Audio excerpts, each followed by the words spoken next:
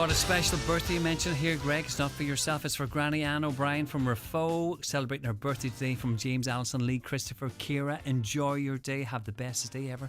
Greg, good morning to you. Good morning. You got a bit of colour about you today. I did. I was outside yesterday, and I sort of underestimated how the bright boat. it was. You're out on the boat. Did you have a hat on? No, but I didn't anticipate that it was as bright as it was. It was like cloudy, if you know what I mean. Not cloudy, but when you're on the water, do you know the sun kind of reflects, doesn't it? I don't know. Does it? They say so. You know, yeah, I would say, and the sea salt and stuff like that. That has a factor too, does it? I should have had factor 50. That's the only factor you I should have had. Well, you're looking, the rest of the factors. You're looking good and healthy on it today. So you must have been outdoors as well. I was painting away here like a devil. Fluttering. Aye. I'm the slowest painter ever. You'd never employ me as a painter. There's a very bad joke about. What? Not even that. What? Go on. Oh, let me turn up the headphones. No. It's like I really can't say. No, can you? No, it's about putting it's about putting a certain word into a sentence, and it involves someone who's. You can't give us half a story on this one. You can give us a wee taster, a wee feel of half of it. No. Why did you say it for then? Because it made me laugh thinking about how this would apply. But you'll make us all laugh. This would not make you laugh. This would lead to complaints. It's not. It wouldn't be funny. Come on. You can't do that again. I'm sorry. On this occasion, I have to. You threw the line out. I was the fish that took the bait. I know, but I didn't accidentally. You didn't reel it in? I chucked the line out in error. Can you tell me after this? Possibly, yeah. Okay, then. You're bad. It is the 9 till noon show here in Highland Radio at 9 o'clock. Let's take a news update and head over to Donna Marie Doherty. Thanks, Greg. Good morning. The Housing Minister was urged yesterday to reconsider the inclusion of a proposed fixed date of March 29th, 2024 in the upcoming defective concrete amendment bill.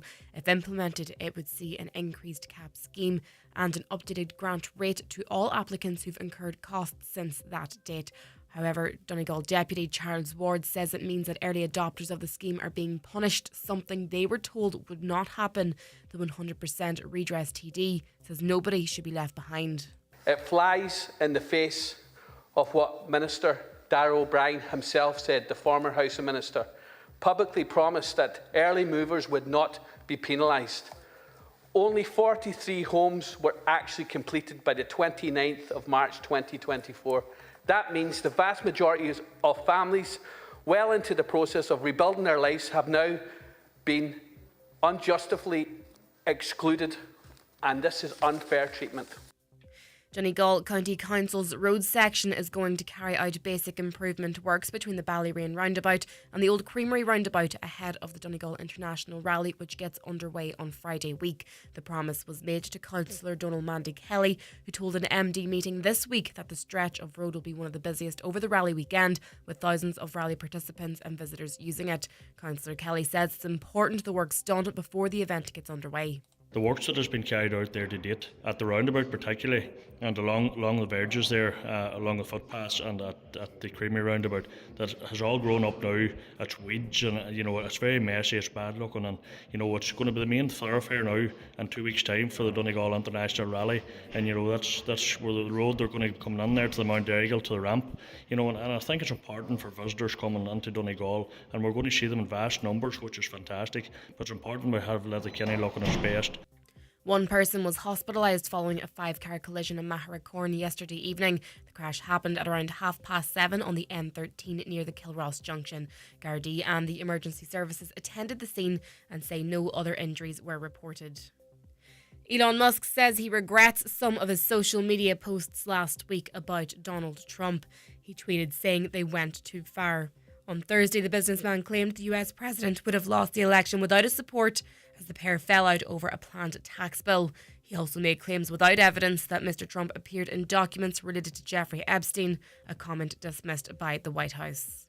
Looking now to weather, dry and humid today, but a bit cloudy at first. Sunny spells will slowly develop through the afternoon with highest temperatures of 18 to 20 degrees. That's all for now from the news desk. Back with more at 10 o'clock.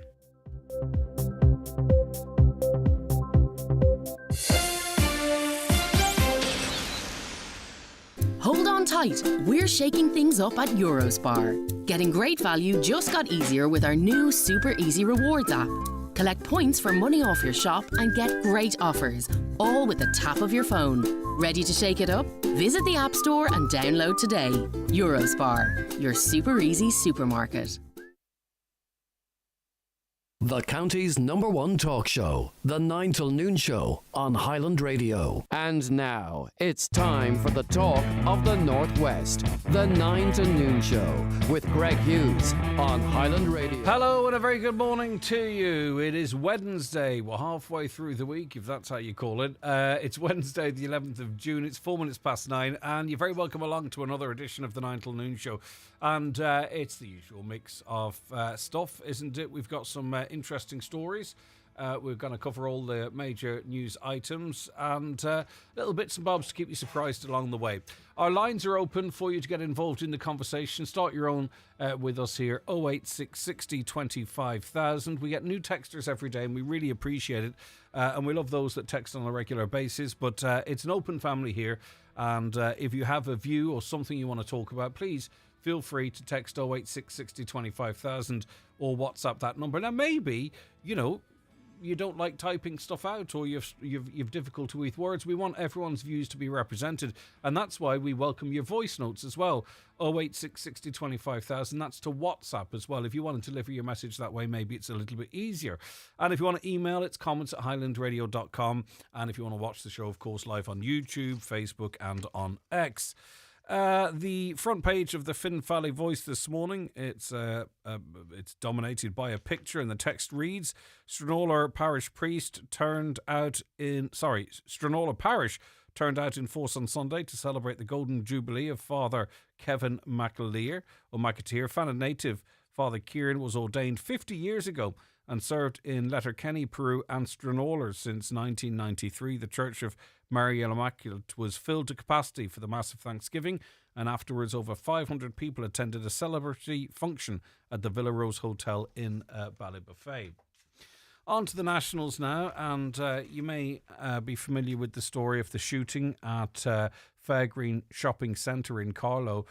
In and of itself, of course, it is a story that has gathered attention, but there's an interesting background to it as well, because it's emerged that Gardaí engaged in a controlled delivery of arms and ammunition to Carlow Shopping Centre shooter Evan Fitzgerald, a Dáil committee has been told.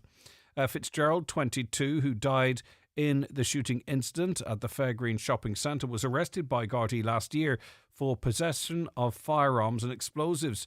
Yesterday, TDs heard a suggestion that undercover officers had met Fitzgerald before the two weapons and a quantity of ammunition were delivered. In other jurisdictions, controlled delivery can mean that weapons are supplied to suspects by undercover officers. Fitzgerald had been out on bail at the time of the shopping centre shooting. It's understood that a sum of €3,000 may have been involved in the acquisition of the guns and ammunition on the dark web. Former Labour leader Alan Kelly asked outgoing Garda Commissioner Drew Harris about the lead up to the Carlow shooting incident during his appearance before the Justice Committee.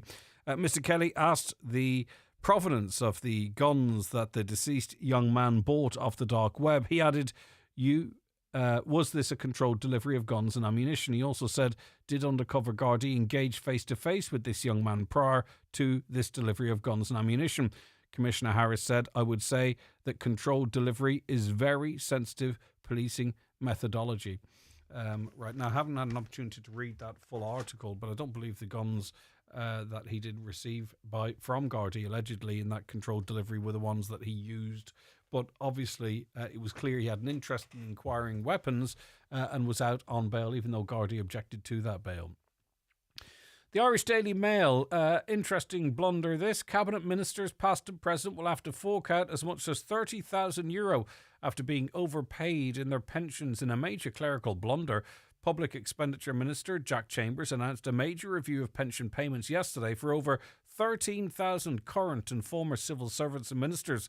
The minister, who labelled the errors unacceptable, briefed Cabinet yesterday on the serious and systemic operational issues in the National Shared Service Office, which provided payroll, pensions and finance management services to public bodies. In one case, a senior civil servant was overpaid by €280,000, while current and former ministers will be forced to repay amounts ranging from hundreds of euro to the low 30,000s. Mr. Chambers, first alerted to the issues in March, after which further errors were discovered, including both underpayments and overpayments of pensions entitlements dating back up to 20 years. It was going on for 20 years. Astonishing stuff. How can that even happen? How could you get overpaid? Like, I'd love something like that to happen to me, but if you had to pay it back, it could be a problem. How can you get overpaid by €280,000 and not notice it? It would be remarkable. I mean, how long would that's 10 years of wages to be overpaid in a pension as a minister, a former minister, and apparently not notice it?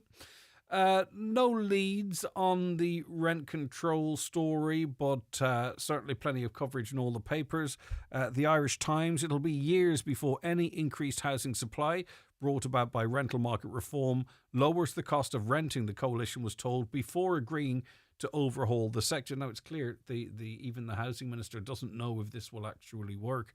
But in the meantime, average rents may increase in the short term, according to a research paper published yesterday as the government unveiled reforms of the rental sector. I hope it's not the case, but you do wonder if we could have an increase in rents, say, I don't know, of 15%, and then they do start to drop, but actually only drop down to where we're at now or even slightly higher. And of course, that then would be seen as a success for this policy. So these are the type of stories that it's very important to keep a close eye out on, even if it's over the long term. As you would know, Cabinet agreed to extend rent pressure zones nationwide, as well as increasing tenant protection from so-called no-fault evictions. It also agreed that rents in new tenancies after next February can be reset every 6 years, with newly built apartments to be carved out from the RPZ legislation and allowed to impose higher rent increases in line with inflation. The problem this could create, though, is, so say a rental property comes to market today, or could have come to market today, or say, for instance, a tenant leaves today. I think landlords are going to hold on to that property. They could hoard that property until next March, because if they do so, they're able to charge the higher rents. So I wonder, could there be a short-term issue for those that are seeking rental properties now? You know, are we going to see the limited number of properties that might be available for rent now coming off the market until next March? Or maybe that's something that affects more urban areas more. I don't know. It's a complex area, and I was listening to some debate on it on the radio yesterday, and it seems that even those in the know don't really know yet what the story is. The Irish Daily Star today, scenes of violence which left 15 police injured were racist thuggery, a senior police officer has said. PSNI Assistant Chief Constable Ryan Henderson said the force would have a significant operation in place after the disturbances on Monday night in Ballymena, which many of you are following. And there's two ways to follow stuff now. You can watch the 9 o'clock news or the 6 o'clock news, or you can get the videos directly from Snapchat, X or TikTok for that matter. I think people are very much consuming this type of information in a blended way now. And younger people probably more exclusively on social media. Last night there was a second evening of disorder in the County Antrim town, while police also attended protests in Newtonabbey, Carrick and North Belfast. Riot police were deployed around the Clonavon Terrace area after hundreds of people gathered. Fireworks, metal and glass bottles were thrown at officers. A car was set on fire as part of a number of blazes started by protesters. Police fired less lethal rounds at some of those gathered and also used a water cannon to disperse the crowd. On Monday night at Clonavon Terrace, several homes had windows smashed and 2 suffered significant fire damage. The violence flared following an earlier peaceful protest in support of the family of a girl who was the victim of alleged sexual assault in the town at the weekend. 2 14-year-old boys appeared in court on Monday charged with attempted rape. The charges were read to the teenagers by a Romanian interpreter. So that's really the only way the paper can get the potential background of the accused in. Now on social media, of course, you can say whatever you like. You can accuse whatever community or individuals. You can even name them, though you might get into trouble for that. We here are much more restricted in having conversations like that. But there's a lot of anger. There is an awful lot of anger. I'm just reading this one because it's a relatively clever headline. Radio Telefish Vermin. RTE had a spate of pest problems this year with rats and mice cited in the creche, the main canteen, the wardrobe department, and even on the Fair City set. Let me see. Do we have a creche? No. Do we have a main canteen? No. Wardrobe department? No. Do we have rats or mice? Thankfully, no. The broadcaster has faced an ongoing battle against four-legged invaders on its sprawling Dublin 4 complex, with €5,400 spent on checks and inspections over the past 12 months. Last December, exterminators were called in after a reported mouse sighting in the campus creche, according to inspection logs. You can make up your own jokes. I ain't even getting involved in that. 086 60 25,000. Give us a WhatsApp or a text. Come on, get involved in the conversation. It's your show.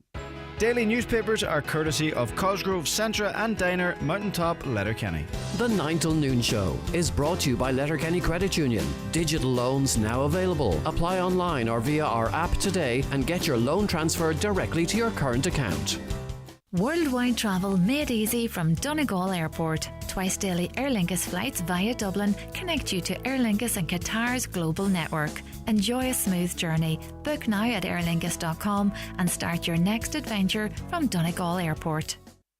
Need rapid care for a minor injury or fracture?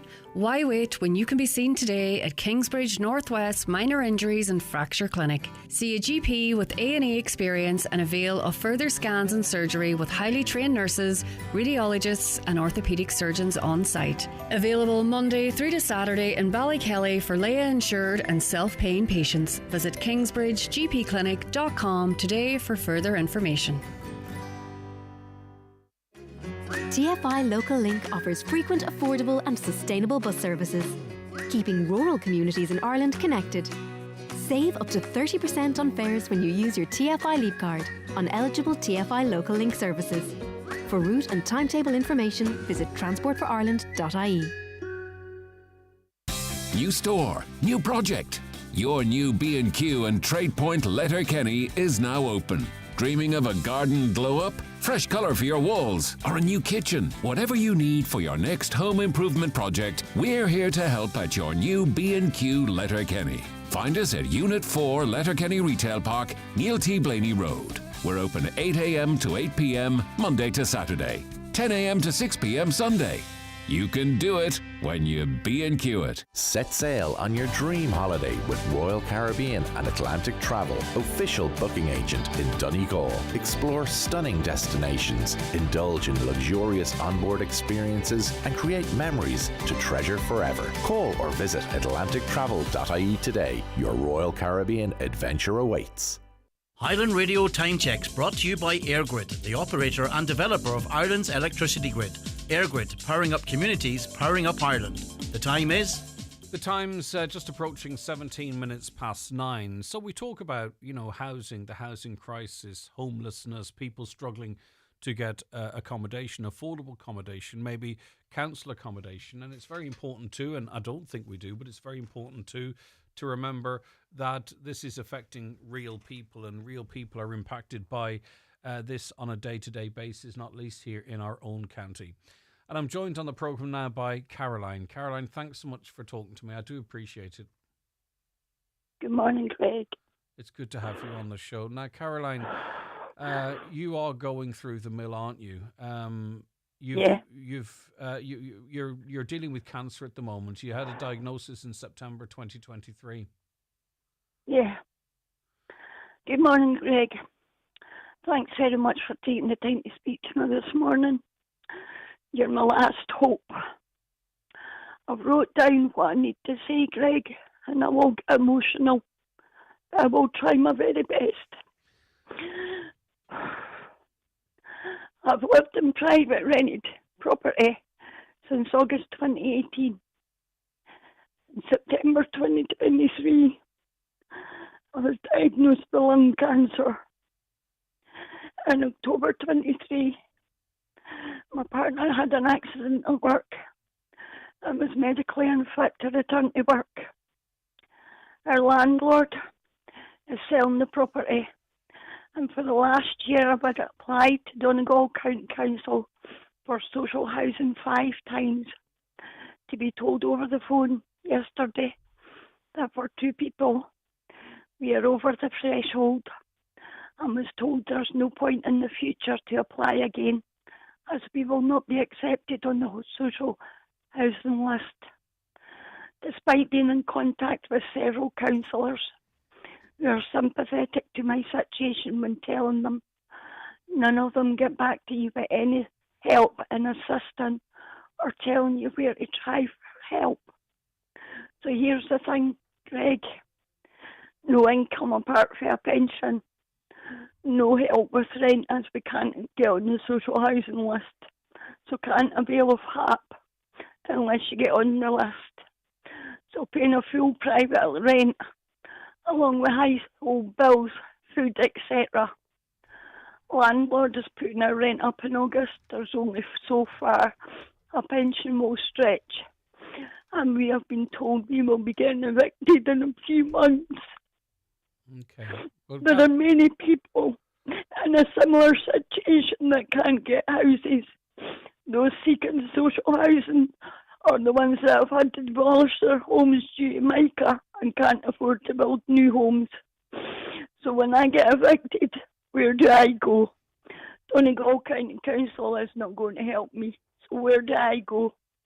I have sent a medical report from St James's Hospital, Dublin, a letter from my palliative care nurse at Donegal Hospice, a letter from my GP, and a letter from my primary care social worker, all to no avail because Donegal County Council say that none of that stands with them.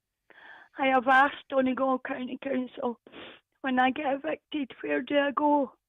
They replied, I don't know. Oh, Greg, I might be wrong, but is it not part of your human basic right that everyone is entitled to a home? I have no family here. So as we can't get social housing, we'll have no option but to go to a private landlord again, who will be asking for a rent beyond what we can afford. We have some savings that can pay a private rent. So what happens when the savings are gone and we can't pay rent? We will be evicted and back to the same situation I'm in at the moment. Mm-hmm. Where do I go for help, Greg? Who is going to help me? Who is willing to help me? The fact that there are no houses to rent, the situation has taken a big toll on my health. This is the 8th time in 15 years we have had to move. And as my partner worked for Donegal County Council, we could not get on the social housing list as it was over the threshold. Mm-hmm. Those that have their own home or social housing homes are very lucky, because I will never get the opportunity to have my forever home in my lifetime.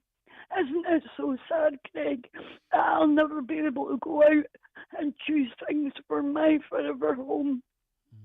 Physically, emotionally, and mentally, I'm trying and I'm getting nowhere. Thank you, Greg.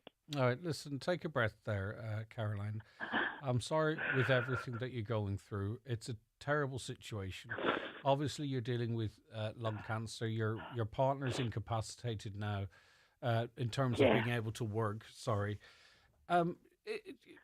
This is the problem also too with these new rent pressure zones and what have you, because the chances of you getting new accommodation in the private sector, I would be concerned in December that you'd be able to get that, because a landlord can wait until March and potentially charge higher rents, although that might not apply here. That's probably in current rent pressure zones, but it could artificially inflate the rent in the short term.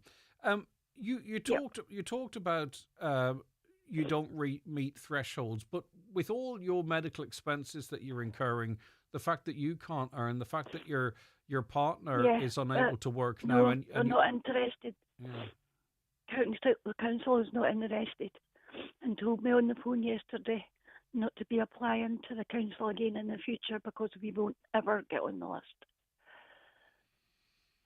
Which is very discouraging. How many times can you be rejected, Greg? How is this? You know what I mean? How is this stress affecting the pair of you, I suppose, but you dealing, with your medical situation. Well, nobody ever wants to be told they have a cancer diagnosis, Greg, right?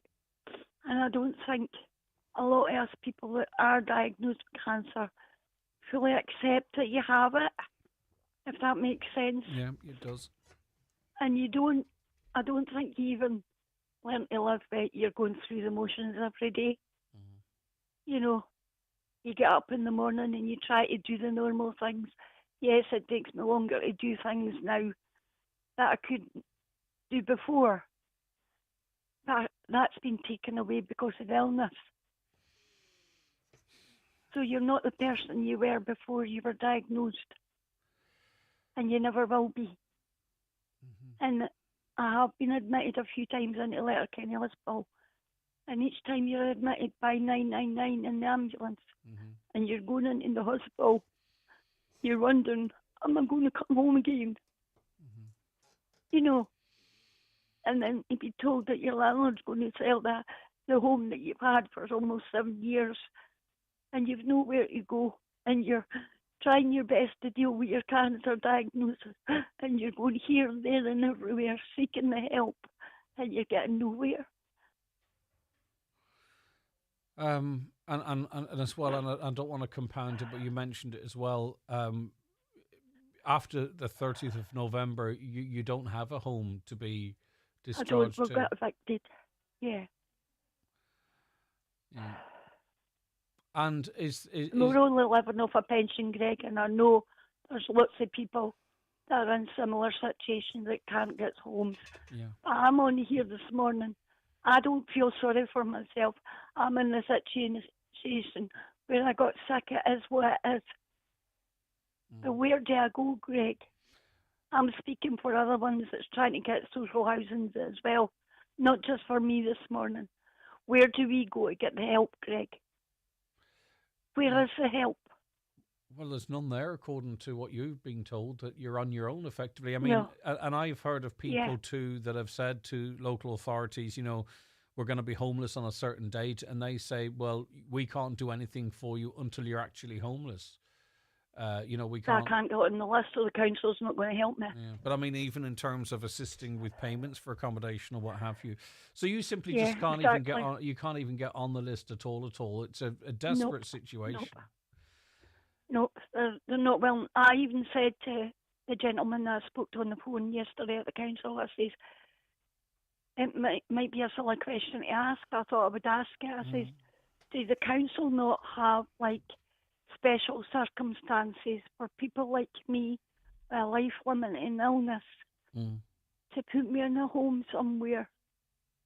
Because I often wonder, Greg, where am I going to spend my last days? Where am I going to be? And I mean, hopefully that your last days there's many of those, Caroline. But I presume part of you's also worried about your partner as well and what situation they might be in. But hopefully you don't have to worry about that for a long, long time, Caroline. But I can imagine you sound like the person that would also be thinking on the other person in your life, if you know what I mean. And you don't have any of your own family here, so it must feel very isolating, Caroline. You must feel very lonely at times dealing with something like this. Very, Greg, very. But you just get up and you have to get on with it. But I'm done. I'm tired trying now, Greg. My body can't take it much more. And your only option would be to chew into that small amount of savings that you have, but that's finite. That will run out, obviously. Yeah, but that's what I'm saying. When that savings is gone and we can't pay another landlord's private rent, we'll be evicted again. So I'll be back to the situation that I'm in at the minute. Do you mind mentioning what area you're in, just in case there's someone listening that Ballybofey. In the Ballybofey area? Yeah. And do you mind mentioning your current rent at the moment?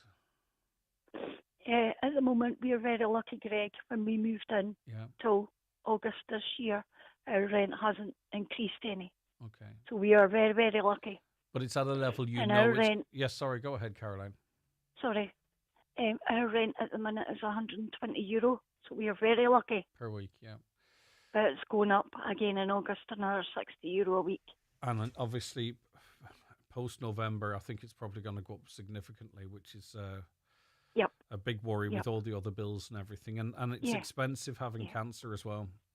You know, it's expensive. And it's not just that, Craig. There's no cost of living for anybody this year either. No, there's no helps. So I'm sure there's many people that don't have money either and are in the same situation. Maybe, please God, they're not going through an illness. Well, I think that's... They're probably in this... I think, you know, your partner's ability to work has been taken away from him, which is very, very difficult. Obviously, you're dealing with a very serious form of cancer, you know, and then dealing with the cost of living crisis, and then dealing with the threat of eviction. You know, I mean, I think you need a break. Oh, there's no threat. You know no what I mean. Threat there, Craig. We are definitely being evicted. But if we don't have anywhere by the 30th of November, so in the mouth of Christmas, you're going to be on the street. Literally. All right. Caroline, as much as they will engage with us, we'll make representations to the local authority. Maybe someone listening might be able to offer some sort of maybe even accommodation or certainly some sort of advice. My last hope today, Greg. It's a tough After one. This, I can't do no more. It's a tough space, Caroline. I just have my fingers crossed something might come of it. But I think given all of your circumstances, I don't know, is social housing done on points or whatever it might be. But look, there is accommodation being given out all the time for people that have been seeking it less than you have. So maybe the powers that be will see this as a humanitarian case, if nothing else. Caroline, listen, stay strong. Thanks for that. I know it's not easy, and I know you're only speaking to me out of desperation. It's a tough shout, Greg. I'm not going to lie. Huh? It's a tough shout. I'm not going to lie. No, I don't. I'll be honest with you, Caroline. I'm listening, and as I'm listening to you, I'm incredibly sympathetic and listening to you. But I was also considering what capacity I would have to cope with your situation, and I don't think I could be as brave as you're being. So you're a credit to yourself and those around you, and just hopefully there'll be some good news. As you say, this is the last chance saloon.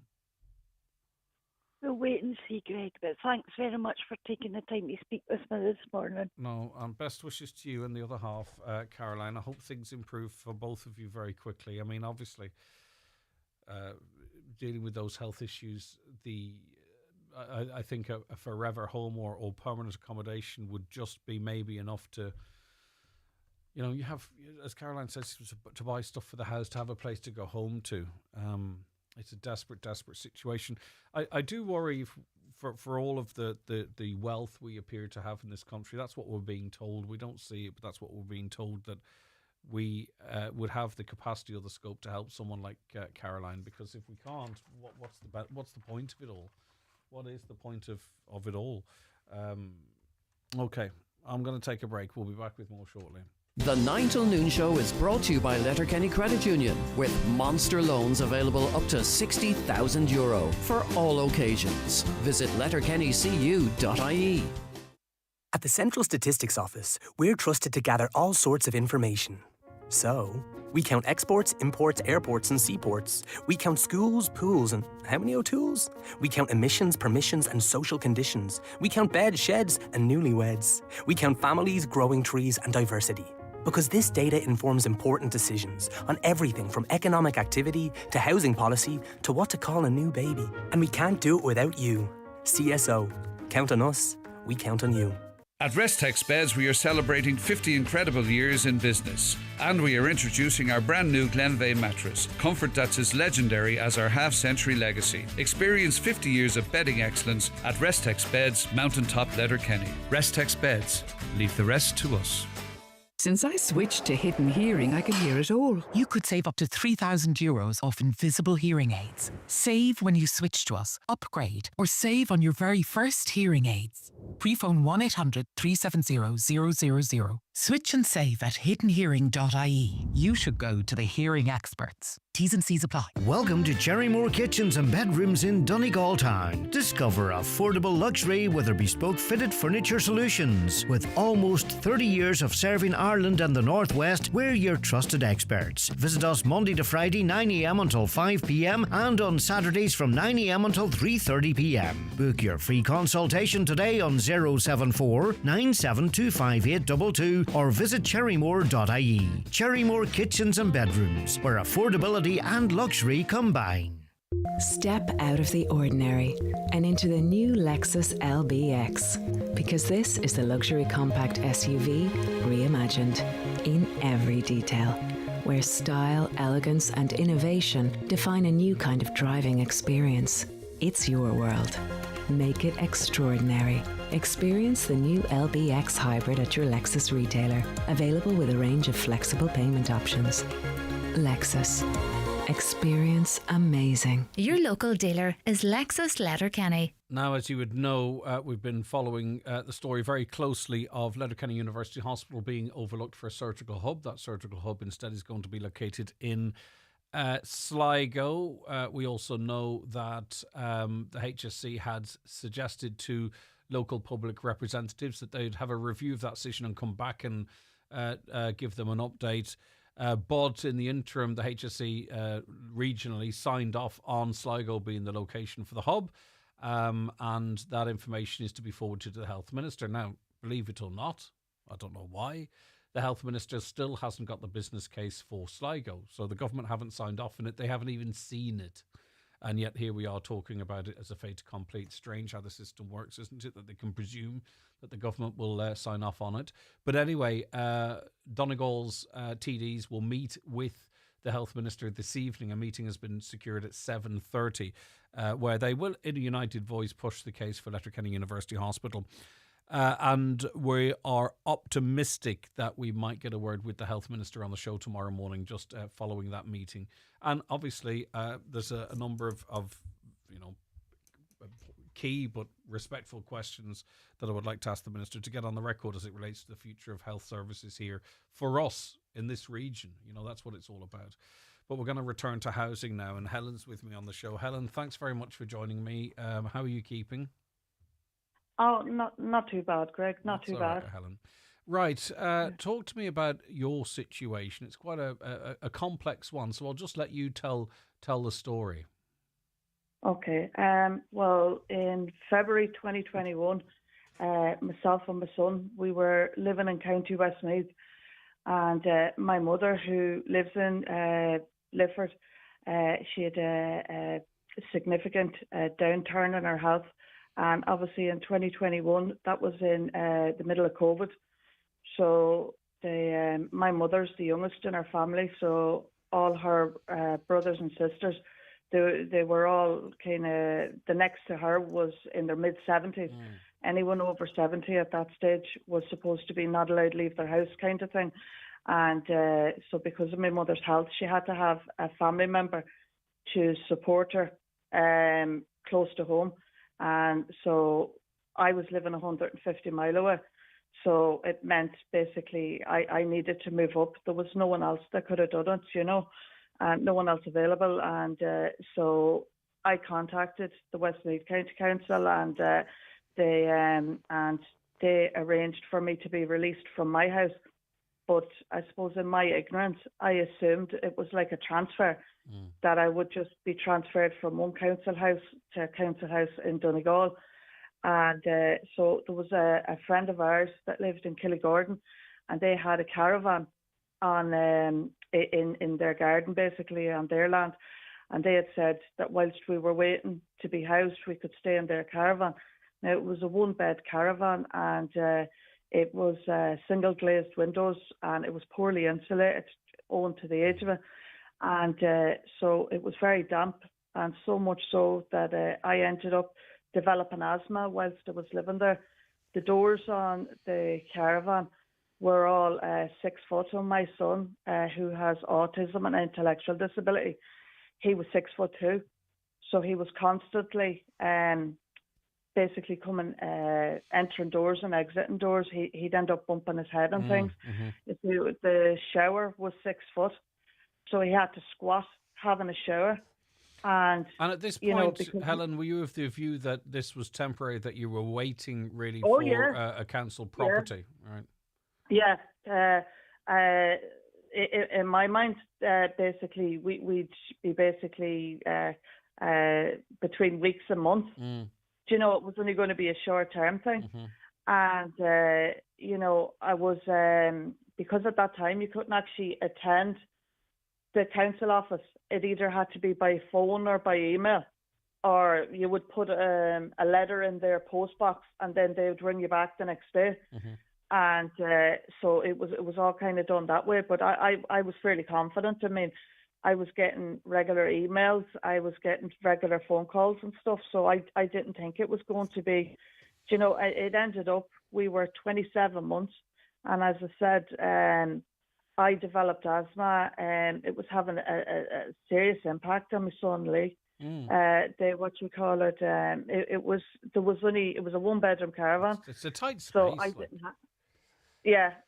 Exactly. And I didn't have a bedroom, and so I'd sleep on the sofa, and he had the bedroom, and as I said, the damp as well. But we were absolutely thrilled when we were offered a house.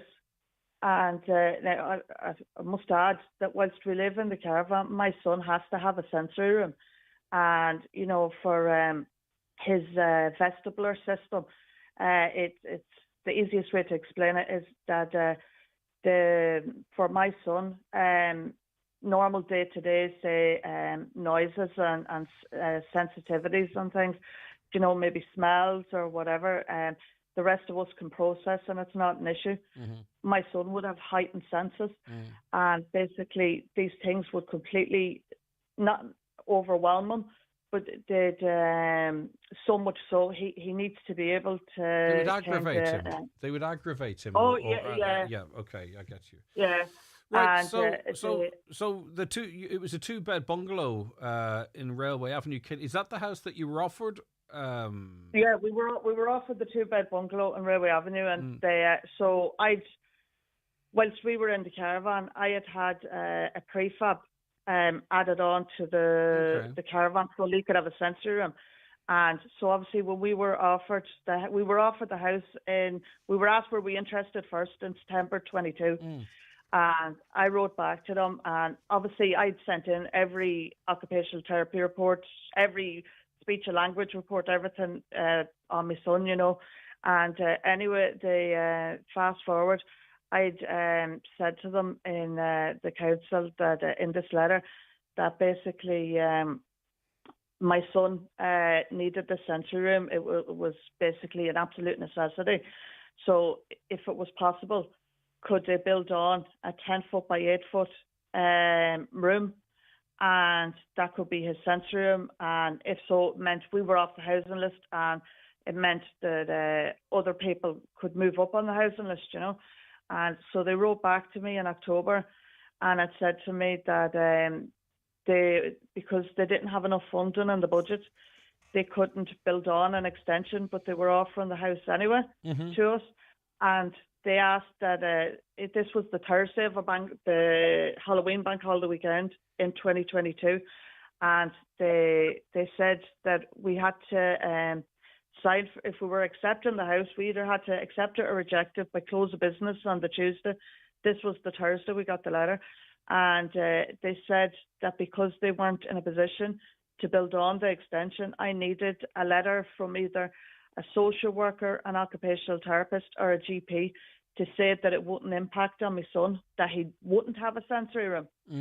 So the best I could do was I got a GP appointment on the Tuesday, and so obviously I gave the GP the occupational therapy report, and the GP wrote, and I was chatting with GP, so we thought it was the best compromise that if we could have a sensory shed in the garden, and that I was going to bear the cost of, and that would house Lee's sensory equipment, and Lee could go in there. That would be like his sensory room, And so the GP wrote this letter, and we went down to the council and we were there for closed business. And so I was told that, or I was asked, sorry, was I going to have electricity in this shed? And I said, well, if I wasn't allowed electricity, I wouldn't. And then I was asked, well, how are you going to light it?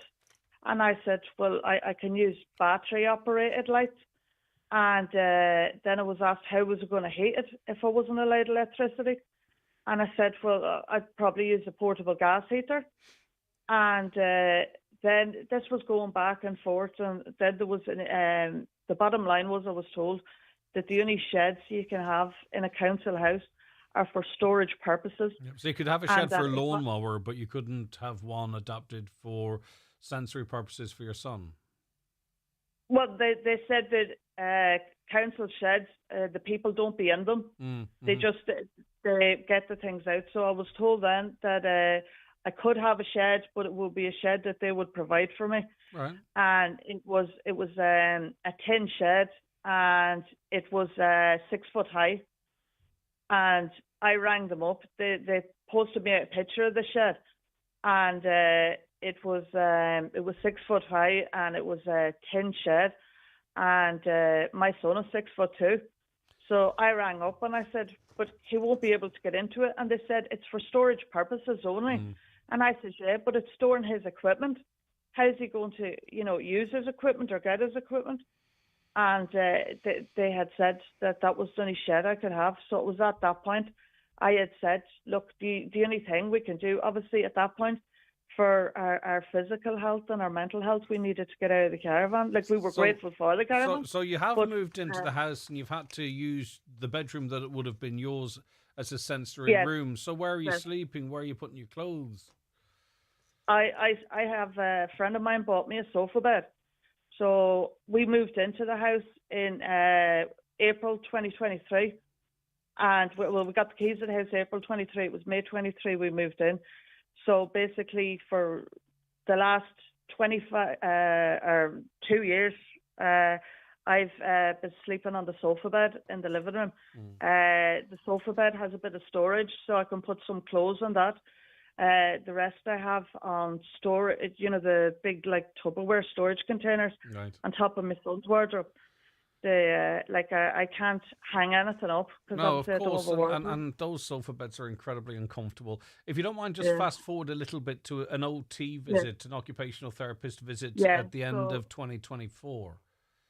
Yeah, so in August last year, we got an occupational therapist to come out, and the occupational therapist assessed my son and came out and assessed the house and had wrote a report and submitted it into the council, and had said that basically that my son had to have, it was imperative that as soon as possible that they either built out the extension, and she actually went out into the yard and she kind of measured out, and she said at that point, she said even if they extend the bedroom out by 10 foot, she was saying we could kind of maybe put a partition inside the room, that one part of it is his bedroom area and the other part is the sensory room. And she said if that wasn't an option, then we had to be rehoused straight away. She had said because for my son, he finds it extremely difficult. He knows he has a bedroom, and he finds it extremely difficult to deal with that I don't have one. And even our house, the layout of it is the sitting room kitchen is all one room. Yeah. So my son would often, he'd wake up in the middle of the night, he might want a little snack, or he just wants to sit at the kitchen Comes table. into your bedroom, effectively, yeah. Basically, yeah. I can imagine. So you then sort of suggested that you could fund it yourself, and after that, the council did come out. It gets a bit complicated from here, just for the general listeners, because you were offered a move potentially to a house that was to be renovated, but then that house was allocated to somewhere else. And just then, now the threat of having to start reapplying. Is that passed now because you've been in this current house for a certain amount of time? Do you know, given your transfer?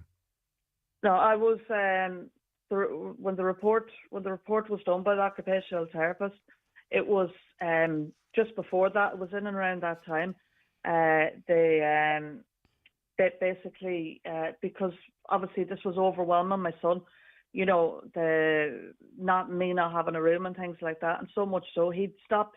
He wasn't sleeping at night time. He was in the sensory room all the time. Right. And he can be quite vocal. Mm-hmm. And and my neighbours, one of them had been in hospital. They've been very ill, and so because the sensory room is originally a bedroom, it's basically the dividing wall is between the neighbour's bedroom and the sensory room. Yeah.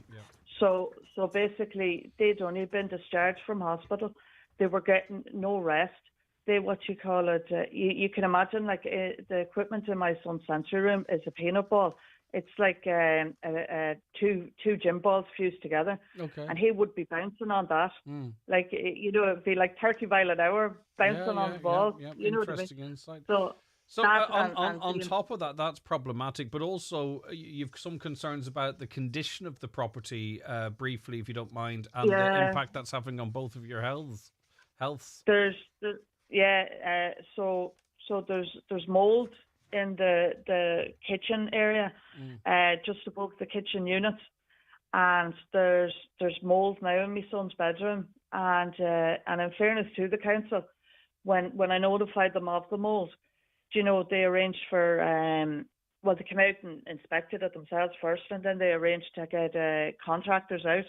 Now, the first time the mold was in the kitchen, it was very bad. It was on the gable wall as well, and that was back in 2022, and 2023. Sorry, and so when the contractors came out that time, and they made significant repairs to the roof on that because there was leaks, they had said that once the repairs are done, the mold will dissipate, and which it did. It just took time for the walls to dry out. And so this time when I notified them, and again, someone came out, looked at it, and then arranged for contractors to come out, and the contractors came out, and they did a lot of repairs, and they had said, the same thing. Look, it'll the leak is fixed now, so when the walls will dry out now in a few weeks.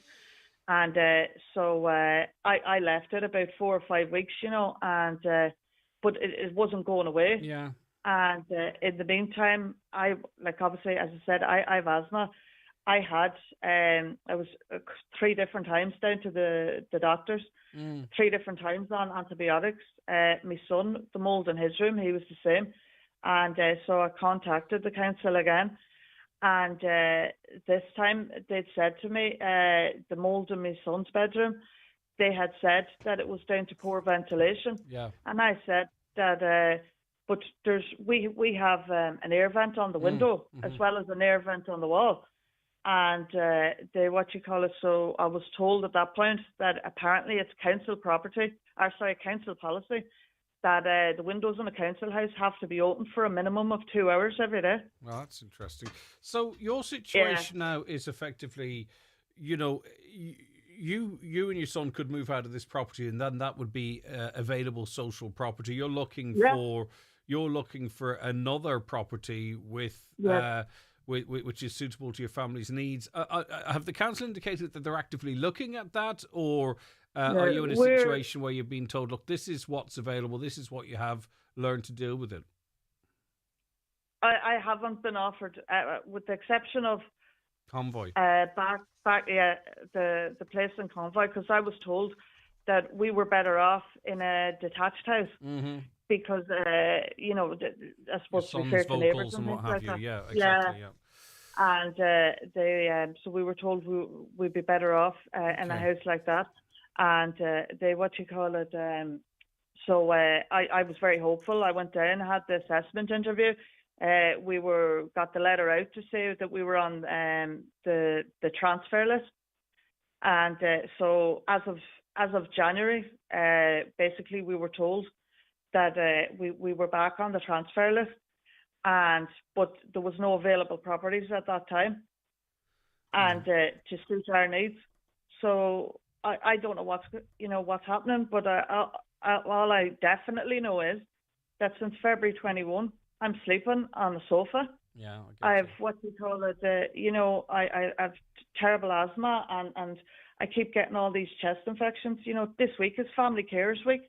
Yeah. You know what I mean? Okay.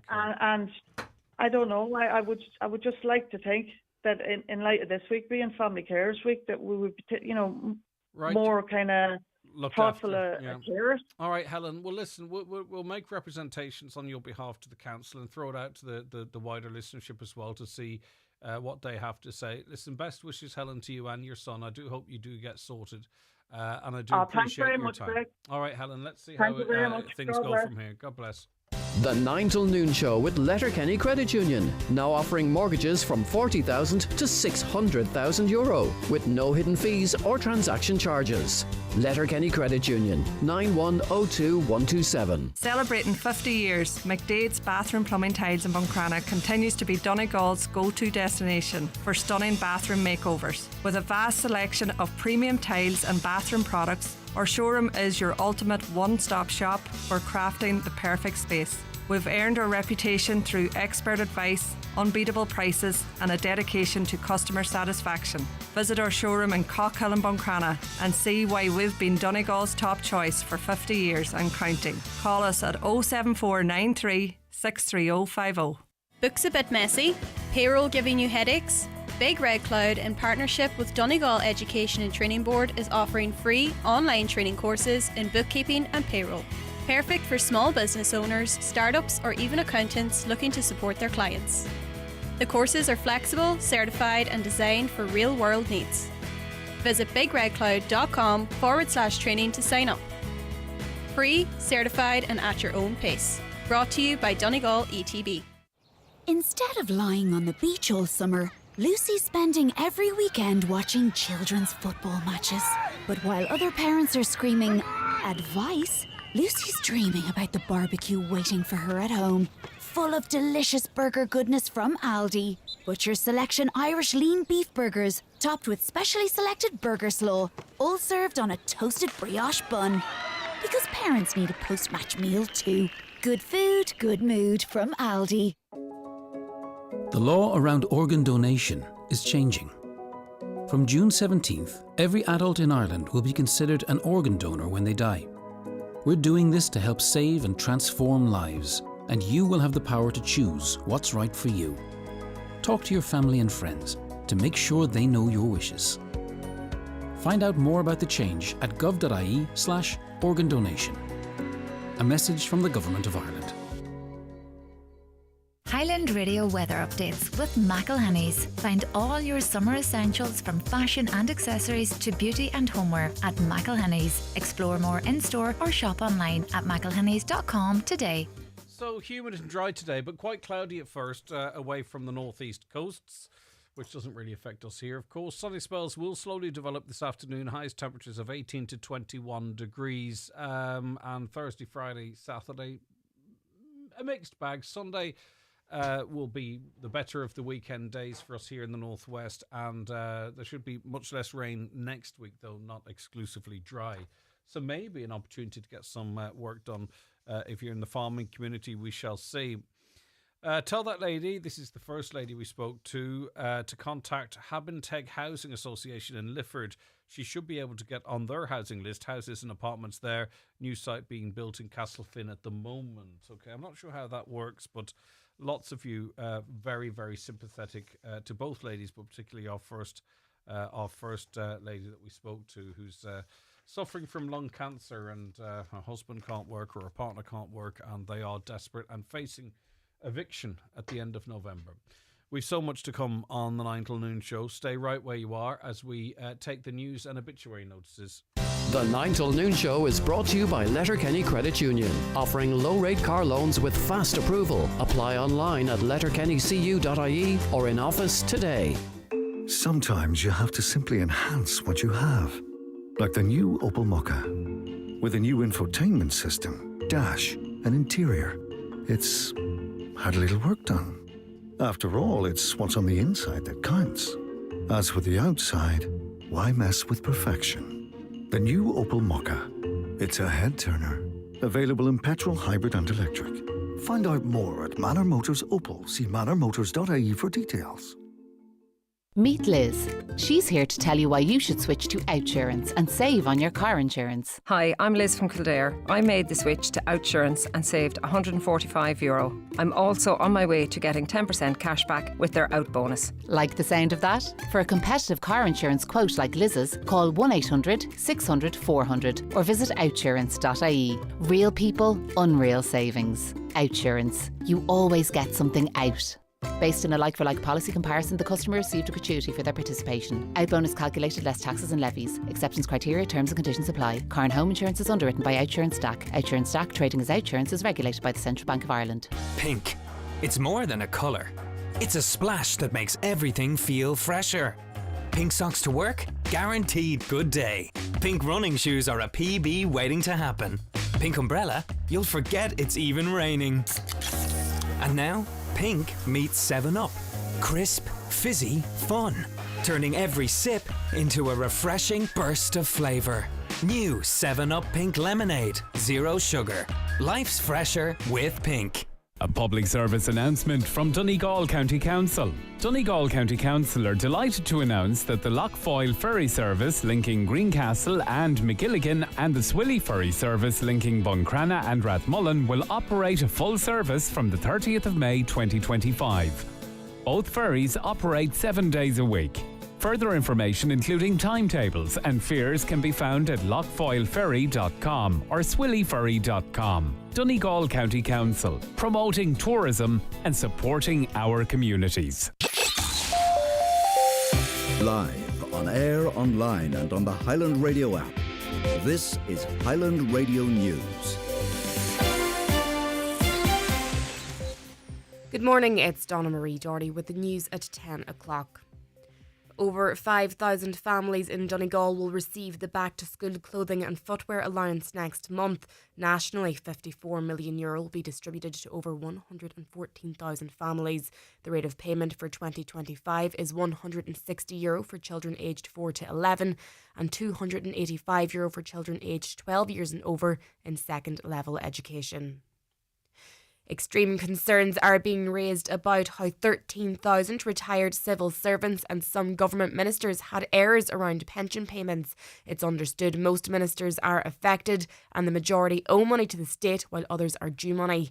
The sum ranged from hundreds of euro to just above 30,000 and the error is now under investigation. Sinn Féin finance spokesperson Donegal Deputy Pearse Doherty says it is very concerning. This agency that falls under the Department of Public Expenditure is responsible not for millions of euros of payroll, but actually billions of euros of payroll over 50 different agencies. And we expect if you're one of those employees, when you get your pay at the end of the day, that your deductions, that your payments are correct, and they simply weren't, and it's been going on for a long time. The Housing Minister was urged yesterday to reconsider the inclusion of the proposed fixed date of March 29, 2024 in the upcoming defective concrete amendment bill. If implemented, it would see an increased scheme cap and updated grant rates to all applicants who've incurred costs since that date. However, Donegal Deputy Charles Ward says it means that early adopters of the scheme are being punished, something they were told would not happen. The 100% redress TD says nobody should be left behind. It flies in the face of what Minister Darragh O'Brien himself said, the former Housing Minister, publicly promised that early movers would not be penalised. Only 43 homes were actually completed by the 29th of March 2024. That means the vast majority of families well into the process of rebuilding their lives have now been unjustly excluded, and this is unfair treatment. Donegal County Council's road section is going to carry out basic improvement works between the Ballyrain roundabout and the Old Creamery roundabout ahead of the Donegal International Rally, which gets underway on Friday week. The promise was made to Councillor Donald Mandy Kelly, who told an MD meeting this week that the stretch will be one of the busiest over the rally weekend, with thousands of rally participants and visitors using it. Councillor Kelly says it's important the work's done before the event gets underway. The works that has been carried out there to date, at the roundabout particularly, and along the verges there, along the footpaths and at the Creamery roundabout, that has all grown up now. It's weeds and it's very messy, it's bad looking, and it's going to be the main thoroughfare now in 2 weeks' time for the Donegal International Rally, and that's where the road they're going to come in there to the Mount Errigal to the ramp, and I think it's important for visitors coming into Donegal, and we're going to see them in vast numbers, which is fantastic, but it's important we have Letterkenny looking its best. The PSNI has described a second night of unrest in County Antrim as unacceptable, mindless violence. 17 police officers were hurt last night, with some needing hospital treatment. Petrol bombs and missiles were again hurled at police in Ballymeenan, while more homes and businesses were attacked. The violent clashes broke out after a protest on Monday over an alleged sexual assault in the area. The PSNI say 6 people have been arrested. Northern Ireland Assembly member Shan Mulholland says the riots have left some residents terrified. I spent the night on the phone to a family who had to barricade themselves into their attic with 3 young children, with fear that they were going to be attacked as they heard people rampage in their downstairs of their house. A power outage has left 94 premises in the dark this morning in Stranorlar, including a local primary school. The fault was first reported shortly after midnight and is estimated to be repaired at around 8 o'clock this evening. St Mary's National School Stranorlar has also been impacted by the outage and will remain closed today as a result. Mains repair works may cause supply disruptions to Navanny Street, Ballybuffet and surrounding areas in Donegal. The works are scheduled to take place until midday. Uisce Éireann are recommending that an allowance of up to 4 hours is made to allow for supplies to fully return. Looking now to weather, humid and dry today. Sunny spells will develop slowly through the afternoon with highest temperatures of 18 to 20 degrees in a light to moderate southerly breeze. That's all for now from the newsroom. Back with headlines at 11 o'clock.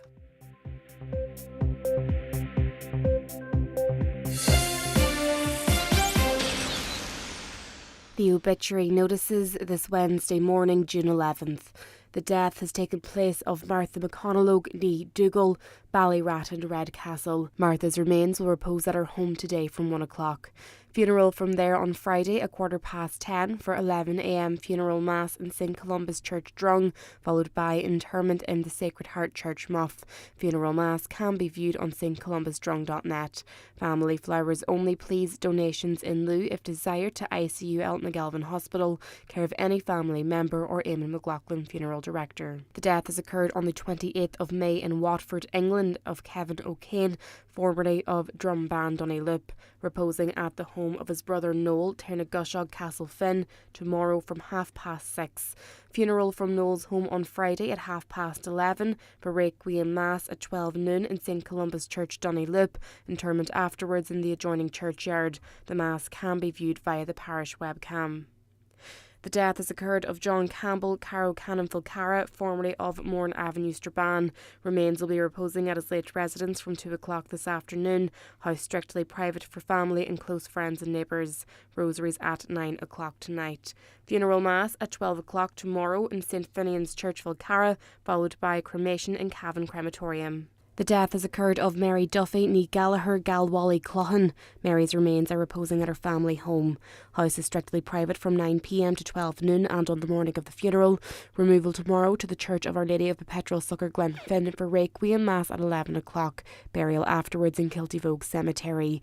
Family flowers only, please. Donations if desired to Donegal Hospice, care of any family member or Marley funeral directors. Shuttle bus services are in operation from Harkins Car Park, Brocka. The death has taken place of Barry Joyce, Pillar Park, Buncrana.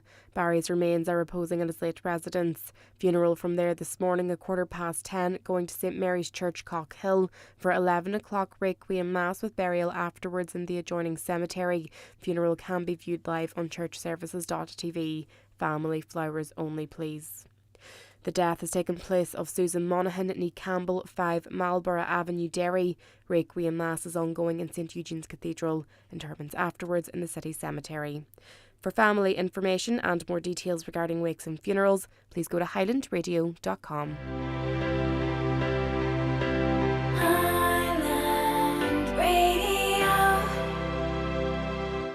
When the button comes off your jacket and you miss the bottom step of the stairs and then your bus and someone throws out your lunch and the boss needs help opening a PDF and your housemate wants to have a formal meeting about the electricity bill, you need a Cadbury snack. There's something about the delicious combination of smooth chocolate and crunchy biscuit that puts you in the mood for messing. And while we stand over the taste, Cadbury Snack is not responsible for any tomfoolery or jiggery-pokery that may occur in the process. Cadbury Snack. Start your messing. You're welcome back to the programme. A caller says, my heart goes out to these women in this county. We have to constantly fight for everything, yet others are coming into this country and being handed everything for free. Caroline should not have to fight for anything other than her health, and Helen's case is typical of all parents of children with extra needs. The priorities in this country are all wrong, they say. Greg, there are 17 houses in Milford still sitting empty. Why is there no push to have them given to someone to live in? No house in a housing crisis should be empty. Another caller says, this country really stinks. How can we house immigrants and asylum seekers when we treat our own citizens in this way? Let me see if there's more on that topic. 54 new houses sitting here the past 2 years and nobody in them, yet were to be allocated at the beginning of 2024. People here in Carndonagh don't know why. It does great if there are properties of vacant when people are stuck. A caller says the thresholds in this county are an absolute joke and stuck in the market from 15 years ago. I'm the sole earner supporting a full house of 6, 2 with special needs and under 40k, and I'm above the threshold for social housing despite all my dependents and costs and under earning. So instead I'm stuck paying 60% of my salary and rent, and that's only going to go up if I have to move, as everywhere is now on average €400 more expensive than last year when I moved in here. So can you imagine being the sole earner in a house, earning under 40k, 6 kids, 2 with special needs, and still not qualifying for any supports? That is your working poor, folks. Greg, can you get some landlord on to justify how their costs increased by 200% to justify the increase in rents over the last decade? I don't understand how a house was €500 a month 5 years ago and now $2,000 a month. Can someone justify this, or are you all just greedy scam artists? Landlords in this country should absolutely be ashamed of themselves and are a prime example as to why private rental is an immoral market that shouldn't exist. I don't know why it is like that. I mean, I presume there are more people than there are houses available, and that drives up the prices, and then there becomes an average price, and then people, with new rents go to that average price. I'm not saying it's right or wrong, but if there are no houses, you can charge a premium. Hi, Greg. We know quite a few of our councillors that have many, many rental accommodations in the county. Let's see how many of them come on and try and help Caroline now with suggestions or even a place to rent. Hi, Greg. Caroline's story is heartbreaking. What is more tragic is that if a Ukrainian or asylum seeker presents seeking accommodation, no means test apply and accommodation will be found. And I mean also to, in the private rental sector, and this is in no way to pitch one group of individuals against another. Please don't for a second think that that's what I'm trying to do. But if you are a Ukrainian and you are moving out of hotel accommodation, for an example, as many have, you do have, is it 600 yet? You certainly had 800 and it'll be down to €600 cash in your pocket going into the private rental sector. So how can Caroline compete with that when there is another section of society that has a €600 advantage on her? And as I say, that's not being anti-anything because that's just the system as it is. But that's going to make the private rental market complicated. Do you get where I'm coming from? I'm not begrudging it, but why is Caroline not receiving €600 or €800 per month to assist her with her rent? Because there's no way she can compete in terms of renting, if that makes sense. Hi, question. Is this new thing on insurance automatic renewal? I got an email to say that my travel will be automatically renewed, and my husband had van insurance and it was automatically renewed even though we hadn't got a van anymore. Wow, okay, that's crazy. What normally works, I can't speak to travel insurance, but the way I understand it with car insurance, vehicle insurance, like say for instance my insurance renews on the 1st of January of the year. I'll normally get a letter on, maybe the first week of December, last week of November, with my proposal for the next year. If I do not reply to that, it is they automatically renew. So I'm not sure if your husband received a renewal notice on the van and disregarded it because he no longer has a van. But certainly with car insurance, my understanding is that they contact you a month or so in advance with a renewal offer. And then after that, if you don't reply, it's renewed. If you do, well, you're engaging with them then. Right, I just want to play a couple of requests before our break as I get our next guest into the studio. Or onto the programme, I should say. Hi, Greg. Can you please give a wee shout out to my beautiful wife and our kids, beautiful Mammy Emma, also known as the wee Donegal Mammy, who is recovering in hospital. We thought on Monday evening that we could have lost her. She was so ill, but thanks to the staff at LUHED in Resus and the input from the medical team and ICU team, she's on the road to recovery. Can you give her all our love from her husband, Lawson, and their kids? Now, I didn't know Emma was ill at all. And obviously for a period of time very ill. So fair play to the medical teams down there for getting her hopefully now fully back on the road to recovery. And we pass on our best wishes, as I'm sure all our listeners do as well. Happy birthday to the postmistress in our draw, Kathy Diver, celebrating a very important birthday today from Jackie and all her junior postmen. Happy birthday to you, Kathy. Another one to Kathy Diver, our lovely postmistress in our draw. Happy birthday from Patrick and Janet McGill in Salou at the minute. We will celebrate when we get back. What's Salou like? It's toasty over there, I'd imagine. Please say good luck to the boys and girls from Scollishgon in Buncrana, just getting on the bus, heading to the Aviva Stadium to play in the five-a-side national finals. All three teams, boys, girls, and Football for All won the Ulster finals a week ago. Good luck to all. So well done. Safe travels, Scollishgon. We wish you the very best of luck. Hopefully you'll be able to build on that Ulster success in today's national competitions in the Aviva Stadium. The county's #1 talk show, the 9 till noon show on Highland Radio. It's time for Vision Ireland Bingo on Highland Radio. It's Wednesday the 11th of June. You're playing on the blue sheet for the daily prize of €1,000. The reference number is S18. It's game number 24. The numbers are 33, 71, 35, 57, 75, 32, 67, 23, 7, and finally 25. Phone your claim to 9104833 before midnight, leaving your name, contact number and the name of the shop where you purchased your book, and we'll call you back the next working day. Get all your Vision Ireland Bingo information at highlandradio.com. Luxury is not merely seen or heard or even touched. True luxury is experienced. It lies in the minute details that elevate the ordinary into the extraordinary. It's quiet spoken, but leaves a lasting impression. You know it when you feel it. Luxury begins with L. Lexus. Experience amazing. Discover the all-electrified range at Lexus Letterkenny. It's the 2025 World Chip Sizzle Freestyle Contest, and Charlie's Chips are in the lead again. They're coming up to the finishing pan, and Charlie's Chips are the 2025 World Champions. Sourced locally, hand-cut and freshly cooked, served with mouth-watering burgers, fresh battered fish or delicious chicken, plus a great selection of gluten-free options. Open Tuesday to Saturday 12 to 8 and every Friday for breakfast from 9. When the hunger hits, pull into Charlie's on Pierce Road, Letterkenny. The 9 till noon show with Letterkenny Credit Union. Simplify your debts with a debt consolidation loan from Letterkenny Credit Union. Call us on 074 910 2126 or apply online via our app or in office today. All right, you're very welcome back to the 9 till noon show. Did you know that there are almost 19,000 family carers in Donegal?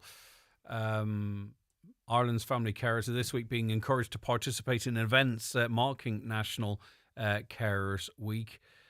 In case you're not aware, there's been a big increase in those providing unpaid care. Almost a third of women in their 40s and 50s are now caring, which is really important because we're right in our demographic there. So almost 1 in 3 of the women listening to this show in the 40s and 50s are carers, and they know that themselves. I just want to make the population more broadly aware of this fact. Patricia Blee is Community Support Manager for Donegal with Family Carers Ireland. And Patricia, and I know every effort is made to try and accommodate people, but I do note, and it feels a little ironic that, when we have Carers Week and there are in-person sort of events, that, people struggle to get respite to be able to attend such events. Now, I know there is a blend of sort of virtual and in-person, but it always sort of reminds me of the plight of carers, that many can't actually even engage in in-person events to mark the work that they do. Yeah, and I would completely agree with you there, Greg. And it is something in Family Carers Ireland that we have noticed is a challenge when we put on in-person events, but even our online events, we have a full range of online activities that are run with our support manager virtual. But it's even people trying to get the time to come onto these, because there's a lack of respite, there's a lack of appropriate and regular respite as well. We know across the country, but especially in the Northwest and in areas like Donegal, we do see it. And we have an ageing demographic, particularly in Donegal as well. So we're not going to see a downward trend in these figures. That is just a fact that we know. And there's also a bit of an exodus of a younger cohort as well. So I don't know where gaps are going to be filled down the line. But what we need to be doing is accepting that we know where we're going and actually, introduce policies to acknowledge that. Yep. And I think like that, it's very important to realise that these family carers, so like that, there's around 19,000 across the county of Donegal, but there's 500,000 across Ireland. So that's about 1 in 8 of us are family carers. By 2030, like that, the number we're expecting is going to jump to 1 in 5. Family carers themselves, they provide 19 million hours of unpaid care work each week. Like, they save the state 20 billion euro annually. And to kind of put that number in perspective, because I know we hear these numbers, these facts, these figures, the HSE's annual budget for the year is 27 billion. So if every carer tomorrow dropped tools, put them down and said no, our health service would collapse within seconds. So we do need to recognise the hard work, the often unseen and exhausting work that these family carers are providing to keep our communities going, to keep our health services thriving and going. I think it's very important that we do recognise it. Yeah, indeed. And in doing so, obviously a lot of the care falls to women. There's no point anyone getting their back up about that. That is the fact. And obviously sometimes it can be children that are born to you that you're caring for. But I think a lot of women sort of in their late 30s, 40s, 50s, maybe as their parents' years advance, and maybe when they've got their own kids raised and they just think, now it's my time. And if the truth be told, even in a family with boys in, it often falls to a daughter in that house to step in and do caring. And, they want to do it, I'm sure, but it's not a devotion. They're not nuns. They're giving up a great deal of their own time, becoming isolated, dealing with the pressure of it, with very little, if any, supports there, and there's a lot of people listening, I think, to this show right in that boat. Yep. And we do see that. We do see that the majority of carers are women, but there is an increasing amount of carers that are men as well. So I do just want to put that out there. And I know especially for, I suppose, more rural areas, as I'm sure the people kind of more in the Midlands and Dublin would call us here in the Northwest, the more rural areas like Donegal and Leitrim and Sligo, we do see like that as well, kind of the sandwich caring ages, the generation. So women and men in their 30s, 40s, 50s who maybe they have children that they're still rearing, because children are never fully reared, no matter what age they are, but they're still your children, you're still caring for them. But like that, then there could be parents or in-laws, aunts, uncles that they're caring for as well. So there's this cohort now that are, in a sense, trapped. For a lot of people, caring isn't something that they may choose to do, it's something that they have to do. Like that, because there isn't as much home support or even supports and services in the areas. It's something that is, in a sense, forced upon them, but it is something that they will still do because we love our But we can help them, though. I mean, like, you could see your friends going for a weekend away. You can't do that. You can't do it. And even if you did, you would feel the pressure and so on and so forth. And there's a million examples. The thing about it, too, is we've got, 500,000 people probably, struggling in silence. If they were nurses, there's a union there that can speak on their behalf. If they're teachers, there's a union there that can step up and say, right, enough is enough. And I know the likes of your organisation advocates, don't get me wrong, I'm not diminishing that in any way, shape or form. But we have a massive cohort of the population that effectively feel like they're on their own because it's very hard to get a united voice on this. And we know the noisiest wheels get the oil. So what? I mean, we'll talk about the initiative that's running at the moment, the Heart of Gold Pin. But what can the state do you think? You talked of the cost, 20 billion. So, I mean, we're not going to sort all that out and everyone's not going to get paid. But what simple measures or proposals do you think might work? So I think an important one would be around the carers guarantee. So back in 2018, Family Carers Ireland first proposed a carers guarantee to eliminate this postcode lottery that we see with a lot of supports and services. So we do know nationwide that there are incredible vacancies across the HSE with home care. It's very hard to get healthcare workers. Well, our budget's exhausted here. That is actually just a fact. There's no additional hours. Even if you've been allocated additional hours for home care, there's no funding for them, and there's no additional home care packages. So you have this awful situation that you might get a call for a home care package, but it means that someone else no longer needs it for a reason that might seem obvious, right? So our budget in this part of the world is exhausted. We rely heavily on the HSE to provide it. In Dublin, it's not such a big issue, right? Because they use private packages. So the wait times down there are minimal, yet up here in the sticks, because of our policies and our funding, we are waiting for additional hours or even any home care packages. And sorry to keep rattling, you wonder why there is issues with Letterkenny University Hospital. Well, part of the problem is that they can't discharge people into the community, and this all feeds into this situation. Patricia, sorry, I went on a rant there. But no, you're okay. And it's very understandable, especially when it is respite, because respite is, as the support manager for Donegal, it is an issue that comes up quite regularly with the carers that I will be supporting. And like that, a lot of it is down, unfortunately, to the postcode lottery, to the areas like the West Northwest getting less funding, maybe that there's not as many healthcare workers available. But like that, going back to the carers guarantee, when we first proposed this to the government in 2018, the previous programme for government then, which was published in 2020, included a commitment to end the postcode lottery through delivering a full carers guarantee, which, as they stated, will provide a core basket of services to carers across the country. To date, Family Carers Ireland has received a recurrent funding of 1.9 million towards an estimated total cost of 5.3 million. In 2022, and then in 2024 we received a further 560,000. The new programme for government has committed to fully funding the carers guarantee, so we do anxiously await that, because with the carers guarantee we can then also provide respite packages. So say like that, there is a man or a woman waiting to get out of Letterkenny Hospital, they need a home care package, maybe there's not the HSE staff available in the area, they can outsource it to the Section 39 organisations, such as ourselves, who have that service available for carers, and then we can fulfil the hours, so that it might only be one person who has the hours, but it's one more person who is receiving what they should be receiving. Yeah, I get you. I just don't. I think we should be moving in on this stuff, right, rather than wait for it. It reminds me of the recent documentary or the recent RT Investigates on nursing homes. Like all of a sudden, then it's a spring to action. HICWA must do this, we must do that. Why, particularly in the care of older people, does it have to be like shock and awe? Why can't we sort of say, right, we know what's happening, we've got the statistics, we know where we're at now, and we know where we're going. We need to be putting something in place, because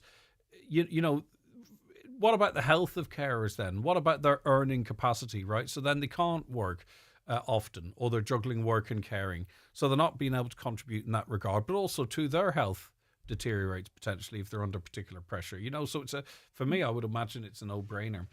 Right, okay, so talk to me briefly about, you've mentioned the Heart of Gold Pin. So you've talked about that, haven't you? That runs throughout June. Where can they be bought? Did you mention that? Sorry, I was listening intently, but I also was momentarily distracted.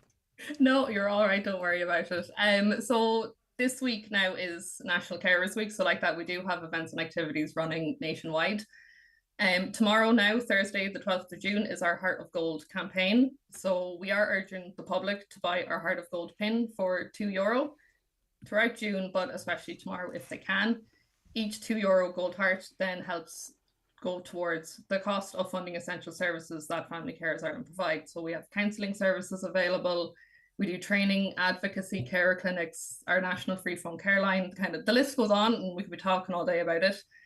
But these supports and services are lifelines for a lot of the carers that we are supporting to help them cope with the daily realities of their life. We are very lucky and very proudly supported this year by Lidl Ireland. So our Gold Hearts will be available in Lidl stores nationwide. So they have been available through... I've got to go with Daldy looking for these pins. I always get the two blooming things mixed up. Right, yeah, okay. A lot of people do as well. It's quite shocking that they'll go in and they'll tell us, oh, we didn't see it. I know. So it's Lidl. And they're like, oh, no, at Lidl. Yeah, so Lidl. In Lidl, because Lidl have proudly sponsored us for this year. Fair play to them, actually. They are our charity sponsors. And honestly, they've gone above and beyond as it is. I'm not too sure. You might have seen our ad on TV at the moment. Yeah. That's all from Lidl Ireland. They've been absolutely amazing with us. It's not insignificant, and we often view them as sort of international companies, but they're buying local, they're employing local, and of course too supporting. Thanks so much indeed, Patricia. Take care of yourself. No problem. It's great having you on the show. All right, Slán. See you soon. Bye bye. Watch the show live now on YouTube, Facebook, and at highlandradio.com. The 9 till noon show is brought to you by Letterkenny Credit Union. Digital loans now available. Apply online or via our app today and get your loan transferred directly to your current account. Mr. Blue Sky, please tell us what... The Lotto jackpot is an estimated €7 million. Play responsibly in store, in app, or at lottery.ie. The National Lottery. It could be you. Ensure the safety of your team with SafeTech. We have part-funded courses in first aid, people moving and handling, confined spaces, food hygiene, quad bikes, fire warden, IPAF MUPS, electrofusion, welding and machinery cards for Ireland and UK sites. Also delivering online courses like utilities, water hygiene and construction supervisors. SafeTech can deliver group training at your business premises. To find out more, contact safetech.ie today. Go electric during our 252 event and discover our full range of rewired iconic Ford cars, including the all-electric Explorer, the all-new Capri, and the Puma has gone fully electric, starting from €29,900. Ford have gone electric. Ireland is going electric. So what's stopping you? Go electric. Book your test drive at Ford.ie. Offer ends 15th of June. Price includes grant and BRT relief and excludes delivery and related charges. T's and C's apply. Who's watching your home while you're asleep, at work, or on holiday? With the Sheridan Security Alarm System, you can be assured of round-the-clock monitoring. Our central monitoring station is on duty 24 hours a day, 365 days a year, monitoring homes and businesses in the northwest for intruder, fire, panic, and medical signals, giving you the peace of mind you deserve. Sheridan Security Systems, Bonagee, Letterkenny, protecting what you value most. Call us for a free quotation on 9126. 6025. If you're looking to transform your home this summer, it's time to visit Foy's in Ballybuffet or Letterkenny, the Northwest's largest stockist of interior and exterior paint. Perfect for every project, big or small. Also at Foy's, you'll find the biggest selection of curtains, blinds, wallpapers and stunning fabrics with clearance discounts waiting to be snapped up. So don't miss out. Put a visit to Foy's on your list this June. See foys.ie. Now, Noel Cunningham, author of A Guide to Modern Irish Manners and of Harvey's Point Hotel. Good morning to you, Mr. Cunningham. How are you? Good morning, and I hope you're hearing me loud and clear. Either by skill or coincidence, yes, I am. A pure coincidence, I assure you. How are you? And I am good morning doing to your good. listeners. It's good to have you with us on the show. And I was kind of interested in your views because there was a lot of articles yesterday about the cost of getting married, and I suppose people are doing it in different ways. The average wedding now between 10 and 20,000 euro. You do rake, I presume you do rake back in quite a bit of that. I'm not really quite sure how that works. But is that about right, 10 to 20,000 euro, or are we going OTT?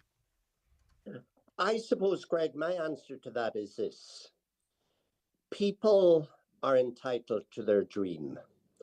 And we still have in Ireland that psyche of ours still thinks of the wedding day as a once-off. It's a very special day. It's a celebration.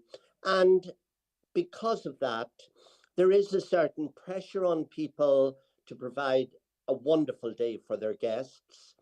And now, strangely enough, maybe because of the trouble and the terrible time we had during COVID when weddings were very restricted, people have become more circumspect about it. Numbers for weddings in general have dropped back. Before, for an Irish wedding, 250, 300, would have been a fairly normal number. Now it's much smaller. Maybe the average, anything from 175 to 200, would be considered a big wedding. And yes, but who are we to judge? There are some people that you think, oh my goodness, they have gone a little bit crazy here, because, with all what my mother would call the figaries, because sometimes, believe it or not, and that's where hotels get the wrong bit of the stick, it's all the optional extras that add hugely to the cost of a wedding. And again, remember, it's all business. It's big business, and people, are depending on those weddings. Hotels in Ireland during the bad times, if it weren't for weddings, a lot of them would be out of business. Yeah. And all the wedding suppliers, all kinds of ancillary businesses have grown up around the wedding industry. The singers, the DJs, the bands. Like, I'll put my cards on the table. There's an awful lot going on in this world right now. And if anyone can get any joy by taking out a 10 grand credit union loan, if they can afford it, knock yourself out. Have a fantastic day, because for many people, you only have one go at it. I don't think there's much. It's like, I think people now. I think people now celebrate stripping stuff back too. I don't think there's a much keeping up with the Joneses with weddings as there used to be. Is there? Or maybe I'm misreading. I've been at a couple of weddings recently where people were proudly keeping it. Very, very classy, beautiful food, but a bit stripped back and low key, and saying, you know what, this is the way we want to do it. I love it. I was at a wedding down the country recently. People who certainly, as one might put it, have a few bob. And a lady beside me said, God, imagine them having a wedding like this. The wedding like that was a barn, a buffet, a wonderful band, no figaries, just the way they wanted it. Yeah. It wasn't about cost. It was about the way they wanted to celebrate that special day. And yes, there is absolutely no doubt about what you say, that people in Ireland, we as an Irish race, we're more confident. We don't have an inferiority complex as much anymore. And if we want to go into a hayfield with teepees and just have a barbecue, we are confident enough to do that. And that's what I applaud. I love people who sort of basically say, this is the way we want to celebrate our special day. And also, no more than what you said, we have a very sad and tragic world at the moment. How on earth, anybody could deny somebody the joy of having a celebration. And despite what the common sort of rumor out there might be, very few people, very few brides are now taking out substantial loans or grooms to pay for their wedding. They have it well budgeted.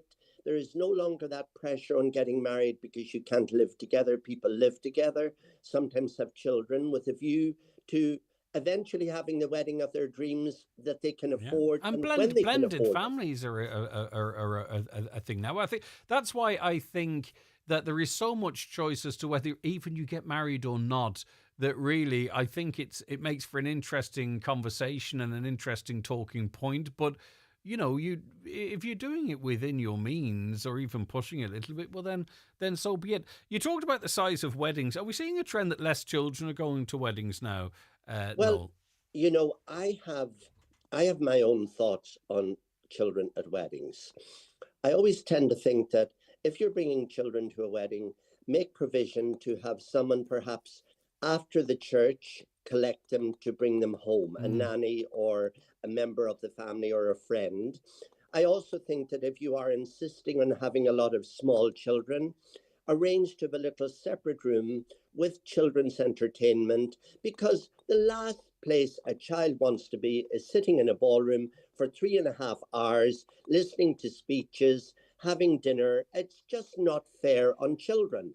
And a lot of people are not including children. And I say to the brides to be out there, please do it as you wish and explain to your relations why you're not inviting all the children, because sometimes it's better to be upfront, straight out. Can I tell you why? Can I tell you why that is important?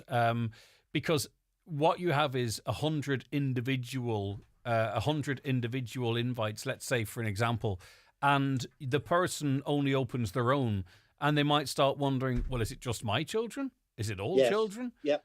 So actually getting that out there to begin with is probably not a bad thing. Stick it on the invite so no one feels that they're personally being targeted, because we Hudson's a rascal or something. You made a very valid point. Be upfront, and more importantly, and I say this to brides and grooms to be in a very, very plain language, make sure that it's one rule for all. Don't cherry pick and say, oh, we'll invite those but not those because they didn't come to my mother's wake, or some nonsense like that. Have a rule, either you're having children or not. All right. Have a rule, you're having a barbecue or not. Okay. Have a rule, we're going abroad, that's it. And I don't stick want to to it. hear Mammy and Daddy saying, oh my God, Auntie Philomena's getting old, she won't be able to go. Sorry, Mammy, it's the way we want our wedding, that's it. Yeah, you don't want to. Being a people pleaser is not always a great thing. Now, there's lots of people listening who maybe are celebrating their 20th, 30th, 40th, 50th wedding anniversary, and they would have got Parry in China. They would have got glass fruit bowls, cutlery sets, teapots. The boxes at the reception that would have landed. You don't see that much anymore. Is it all cash? Is cash king now? Well, yes, and it's not just that cash is king, but the reality is, and you touched on it before, we spoke about it, people live together now. They have their home, they have the ironing board, they have the electric kettle, they have the toaster. It's a different environment we live in. And honestly, and again, I would say that if you know the situation, you will know that perhaps for that bride and groom, a couple of hundred in an envelope will be much more beneficial, helps them pay for the wedding or get something for the home that they want. So be practical, be respectful, but this thing about buying gifts that might lie in their boxes for years to come, it's just nonsense. Because, as I say, there's no longer a bottom drawer. People have everything they want. So therefore, why would I go out buying, as you say, or getting something engraved or embossed? That's murderous. Nobody puts those up. Now, in one their homes other thing anymore. too, I don't want to pee off any of my musical friends, but I'm not one to hold back. I'm indifferent about bands at weddings, and I know they're standard and they're fantastic, right? I just wonder why you pay a fortune for a version of songs that you could get a DJ for that could get straight in there with a bit of Dancing Queen, Well, not because you mentioned Dancing Queen, but I will agree to disagree with you. All right, on go on. because, Okay. To be honest, you can't beat a live band to get the crack going. If anything, if I had a question mark over it, I would probably say I'm going to get the band to play an extra half hour and get rid of the DJ. No, not at all. No, I know would that. get them to play a half an hour longer, so that when the poor DJ comes on, that the room is so electric, it will be easy for him to keep the party going. No, I'm definitely for the band and the DJ. Good combination. Okay, then stuff. All right, brilliant. And you know, the one thing too we have in this, I was at a wonderful wedding in Harvey's Point not so long ago by coincidence.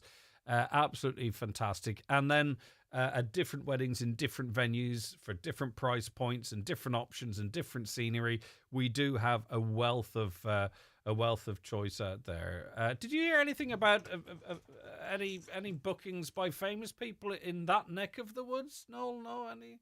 Look, I know it happens all the time, but I'm like someone pretty big. It Not would in be Harvey's, but in within spitting distance.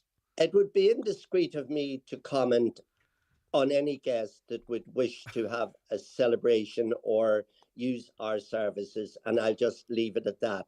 And you know what? Every bride that gets out of her limousine at our door is a star, is a superstar. Of course they are, and they're treated and as such. That's the most important thing. And sometimes, can I just say, Greg, the hassle and the stress and all of the various aspects of privacy and exclusion that goes with a celebrity wedding, sometimes you're better off without them. And now, not like the old days, every celebrity couple who gets married has a blanket ban on social media and all of that, and maybe your hotel won't even get a mention. So why would you be bothered? I know, why would you be bothered? Exactly. Hey, but I've been at weddings too where you can't post on social media until after the reception or something as well. But anyway, we have a few divas knocking about the place. Noel, thanks very much for your time. Take care. See you soon. God bless. Bye-bye. From one diva to another, lovely to talk to you. Okay. And best wishes to all brides and grooms to be. For sure. Thanks so very much. The 9 till noon show is brought to you by Letterkenny Credit Union, with monster loans available up to €60,000 for all occasions. Visit letterkennycu.ie. Northwest Regional College has launched its exciting range of part-time courses starting this September, and enrolments are now open. Whether it's a new skill or a new career direction, there's something on offer for everyone. We have hundreds of professional and technical course options to choose from. To find out more, visit nwrc.ac.uk/part-time. Enhance your career today by enrolling on a part-time course at Northwest Regional College. They say time equals money, so spend your money where you spend your time. No matter what your preference is, Cooney's Home Interiors has something to suit every taste and budget. With our extensive range of home furnishing to fit every room and style, from mattresses and beds to rugs, mirrors and suites of furniture. Visit us in store today and see for yourself what Cooney's have to offer, and let us help you make your dream home a reality. Cooney's Home Interiors, Letterkenny Retail Park.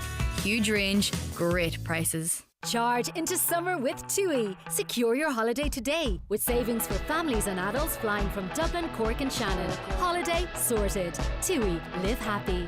Please don't break. Please don't break. Phew. Did your boiler just clank and rattle through another winter? That's got to feel good. For now, anyway. And if you switch from oil to Caller, you'll keep that good feeling going all through next winter too. Right now, homes not on the gas network get a free boiler, plus the first winter of home heating on us when they switch. Caller, the energy that connects us. Terms and conditions apply. See callergas.ie for details. It's the Kerrykill Vintage Day this Saturday 14th. Enjoy a great family day with live music, children's fun, butter-making mascots, stilt walkers, vintage cars and tractors, and a fun dog show. That's the Kerrykill Vintage Day at the church grounds this Saturday from 12 noon. This ad is sponsored by Wurski's Eurospar and Ice Cream Parlour, Ramelton. Highland Radio weather updates with McElhenny's. Find all your summer essentials from fashion and accessories to beauty and homeware at McElhenny's. Explore more in-store or shop online at mcelhennys.com today. So, what's the weather forecast got in store for us? Humid and dry today, but quite cloudy at first. Sunny spells will slowly develop this afternoon. Highest temperatures of 18 to 20 degrees and light to moderate southerly. A caller says we had 4 at our wedding, including yourselves, I suppose. We're still married many years later. There really is no need for such fanfare nowadays. Hi Greg, as a wedding photographer, I agree with Noel. Brides, normally the bride, have everything well in order. I have bookings for 2027 and inquiries for 2028 already. a lot of suppliers have also have a pay-up scheme to help with the costs. Yeah, well, good suppliers do. Big weddings nowadays. Years ago, we got lovely tea sets, etc. These days, all couples want is money. It's a money racket. Couples are actually making a profit out of the wedding. Everyone discusses how much was given in the cards. Yeah, indeed, it does happen. But I don't mind. You get a lovely day out, and you give the couple. Hopefully, you hold them in your heart. You give them a wee hand along the way. Rightio, I'm on the programme now with Joe. Hi, Joe. Hello, Greg. How? I'm good. Now, you've had some contact with Electric Ireland. Tell us the story. I got a letter from Electric Ireland and also from a company called MDE. And the MDE letter said, over the coming weeks, we will be replacing your electricity meter, which will require a temporary interruption to your electricity supply. Right now, this is a smart meter. Now, about 2 months ago, I renewed my contract with the ESB or Electric Ireland, and I was told I didn't need a smart meter because that's the reason I actually stayed with them, you know. So I phoned them up yesterday, and I was told that I didn't need a smart meter, that we can refuse this. And the only reason I phoned in, Greg, is it is quite the way that it's actually worded. We will be coming, or over the coming weeks, we will be replacing your electricity meter. So I just wanted to make people aware that they can refuse this. They don't have to get one in. Yeah, but what you're saying, the phraseology in the letter makes it sound like you have no choice in this, but you've double-checked with your electricity supplier and you still have a choice. You can still reject the replacement of the meter. Yeah. Okay. Well, no, I was speaking to a woman in Ballybofey yesterday who told me that she didn't receive any letter. They just turned up at her house. Well, there you go. Okay. And she she refused to let them in, like, you know, so they went away again. But obviously, you know, this company is making money out of this, you know. So the more meters they install, the more money they earn, you know. Do you know why? I mean, obviously you do know why. What's the resistance for a smart meter, Joe? Are you just happy the way things are? Yeah, I'm just happy the way things are. I'm not very good with technology, and there has been a lot of scare stories over the years, whether they're true or not. I'm just happy the way I am, you know. And for yourself, just erring on the side of caution. All right, Joe, interesting. Yeah. It just lets people know that if they don't want a smart meter for their own reasons, even though the letter might suggest they must change, they don't have to. And it's a bit of public service, public information broadcasting. Thanks, Joe. Safe onward journey. I think he pulled in to accommodate us. Right. Don is on the phone with me now. Hiya, Don. Hello there, how are you? I'm doing all right, and we're talking about really the function of NowDoc, the kind of the way it functions now, and question marks over some of the so tell us the story is the easiest thing to do. We'll get to the point through that. Yeah, last Saturday, somebody I know had an accident and sliced the hand, like, you know, and he was taken to NowDoc. And a fully qualified doctor told him that he couldn't put stitches in his hand and that he had to go to Letterkenny, which took a good while to go there. And he waited in Letterkenny for 2 hours to be given treatment. And I just thought, well, you know, is the NowDoc system fit for purpose when you've got something like this? It is to have to go from the south of the county, I believe it is. I think it was NowDoc in Mount Charles he went to have to go from NowDoc in the south of the county all the way to Letterkenny, because a stitch is a service that would have been provided. I got stitches, if you don't mind. It must be 35 years ago at the hospital there at the turn off to the Old Lahey Road, Don. I'm not sure if you're familiar with it. 30 odd years ago. In fact, sorry, what am I on about? It's probably 40 years ago. I got stitches in my wrist and I still have the scar.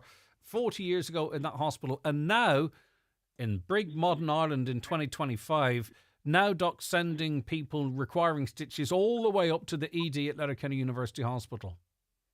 Yeah. I think the whole thing, I think we seem to be going backwards. I don't know. It doesn't seem very good to me that you can go to a now doc and a fully qualified doctor can't put a few sutures in your hand or stitches, like, you know. Not that it makes, not that it sort of really changes your point, but did now doc, I suppose, patch him up or patch her up for the journey? No. It'd been patched up by another person, and before being taken to now doc, and but his hand was still bleeding, like, you know. Yeah. Okay. All right. Listen. What? Have you the radio on in the background, Don? I have actually. Is it? Oh, can I hear Niall Delaney in the background and you talking to me in Highland? Yeah. You're a buck. All right, Don, come here. He's off air at 11 anyway, so you're welcome over here at 11. Don, listen, thanks very much for that. Take care of yourself. And best wishes to whomever got that nasty cut, and I'm sure they got great care when they eventually got it. But I think the point you were also making, it's not a bit wonder the ED's overcrowded when people are being sent for stitches when they should be able to be done locally. Don, thanks very much for that. Take care of yourself. Yeah, Don. All right, bye-bye, Slán. See you, Don. Thank you very much indeed. 086 60 25,000. Hi, Greg. As a past pupil of Dobeg National School, I'm so sad to see it closing today for the final time. I've got great memories and friends from my time there. It was the focal point of the area. I loved walking past the school to hear the sound of children playing. Unfortunately, it's just the sign of times, our youth, all in different parts of the world. Wow, so many memories, good and bad, of course. Not because it's Dobeg National School, but because, lots of us have different experiences in schools. But there it goes. How long was Dobeg National School open for? It might be an interesting wee conversation. Just talking about it, the history of it. I'm open to that, by the way, if anyone wants to get involved. What a bunch of hypocrites, the very people who are criticising Ryan Tubridy. How can we even be expected to trust these people? I think that's in relation to the pensions. The bottom line is the defence is probably that we didn't know we were being overpaid. Again, my word, I would love to have the resources that I could be overpaid 280 grand and not realise it. That takes, between 5 and 10 years to earn, even 12 years for someone on the minimum wage. Greg, I thought there would have been a stronger reaction to the RTE undercover story about private nursing homes. I watched it at the weekend and I found it very disturbing, even though I've no relatives in that situation. There were a few noises about reviews of practice and all that, but it's just words. I thought our politicians would be absolutely hopping mad about this issue. A review of practices, etc., is all very well, but it will take ages and will end up as a box-ticking exercise. That's not much good to the poor unfortunate people living in these care homes day in and day out. It's also hard to believe that only 2 homes are involved. The nursing homes get prior notice of an inspection or audit, and whatever it's called. Maybe I missed the big reaction from our public reps. Well, there was. But the news cycle moves on. I mean, everyone was aghast, and I think I actually said at the time, this will all pass in a day or two, and then what? HIC would go in, announced, and how does that spot what happens at 9 or 10 o'clock at night? The reason just in relation to there was only 2 nursing homes, what RTE would have done is they would have got information from whistleblowers, people working within the industry would have said, look, there's problems here. And because of resources, they would have focused resources on those 2. It doesn't mean that they went into a further 10 and everything was rosy. It's just the nature of investigation. But I get you. We move on wild quick. Highland Bakery brings the magic to your morning tea break. Golden scones, still warm, soft in the middle and impossible to resist. Look for the packet with the rabbit on it. Fresh from the oven to your local shop. 25 years of Highland Bakery. If you've got a smart meter, you should get an Electric Ireland smart meter plan too. Why? Because you can see a breakdown of your energy usage like never before. From heating, cooking, lighting and more. Now you can find out how much electricity you use by hour, day and type of appliance, making your usage clearer and your world brighter. Sign up to a smart meter plan at electricireland.ie. Smart meter required, T's and C's apply. Soak up the sun this summer at Home Store and more. From stylish garden furniture to sizzling barbecues, twinkling solar lights and colourful garden decor. Stylish parasols and spacious gazebos, all your sunny day heroes. A welcoming smile as you walk through the door. More choice and more savings we're famous for. Drop by your local Home Store and more, or shop online at homestoreandmore.ie. Home Store and More. A happy home. Why leave the magic moments and great scenes you've captured sitting on your phone when you can have them printed at McGee's Chemist? Using McGee's website or one of their in-store kiosks, you just upload your photos, select the ones you want and have them printed instantly within an hour, or use the 24-hour service. 35mm and film from disposable cameras also printed, and old photos can be digitally restored. Hold your memories in your hand with McGee's Chemist, Letterkenny. Hello Sunshine, are you summer ready? Clear vision indoors and sun protection outdoors, whether you're after fashion, function or both. At Inish Eye Care, your local family-run opticians, they have a fabulous offer of free sunglasses when you purchase your new glasses from their exclusive range. Call into the team at Inish Eye Care at Carndonna Shopping Centre or 14 Ardravin Square, Buncrana for expert advice on how to keep your eyes healthy this summer. Some terms and conditions apply. Ready for sunshine? Fly EasyJet from Belfast International Airport to a range of holiday destinations including Tenerife, Amsterdam, the Algarve, Barcelona and many more, which you can find in Belfast International Airport's summer schedule. Don't miss out, book today with EasyJet. Find your destination inspiration. The 9 till noon show with Letterkenny Credit Union, now offering mortgages from 40,000 to 600,000 euro with no hidden fees or transaction charges. Letterkenny Credit Union, 9102127. With all the stories that matter across the Northwest, it's Greg Hughes on the 9 to Noon show on Highland Radio. Kevin says I look 20. Well, thanks very much, Kevin. Probably because I was talking about getting something done 40 years ago. Okay, it's 11 o'clock. Time for a news update. Let's cross over to Donna Marie Doherty. Thanks, Greg. Good morning. A Donegal deputy says extreme concerns are being raised about how 13,000 retired civil servants and some government ministers had errors around pension payments. It's understood most ministers are affected and the majority owe money to the state while others are due money.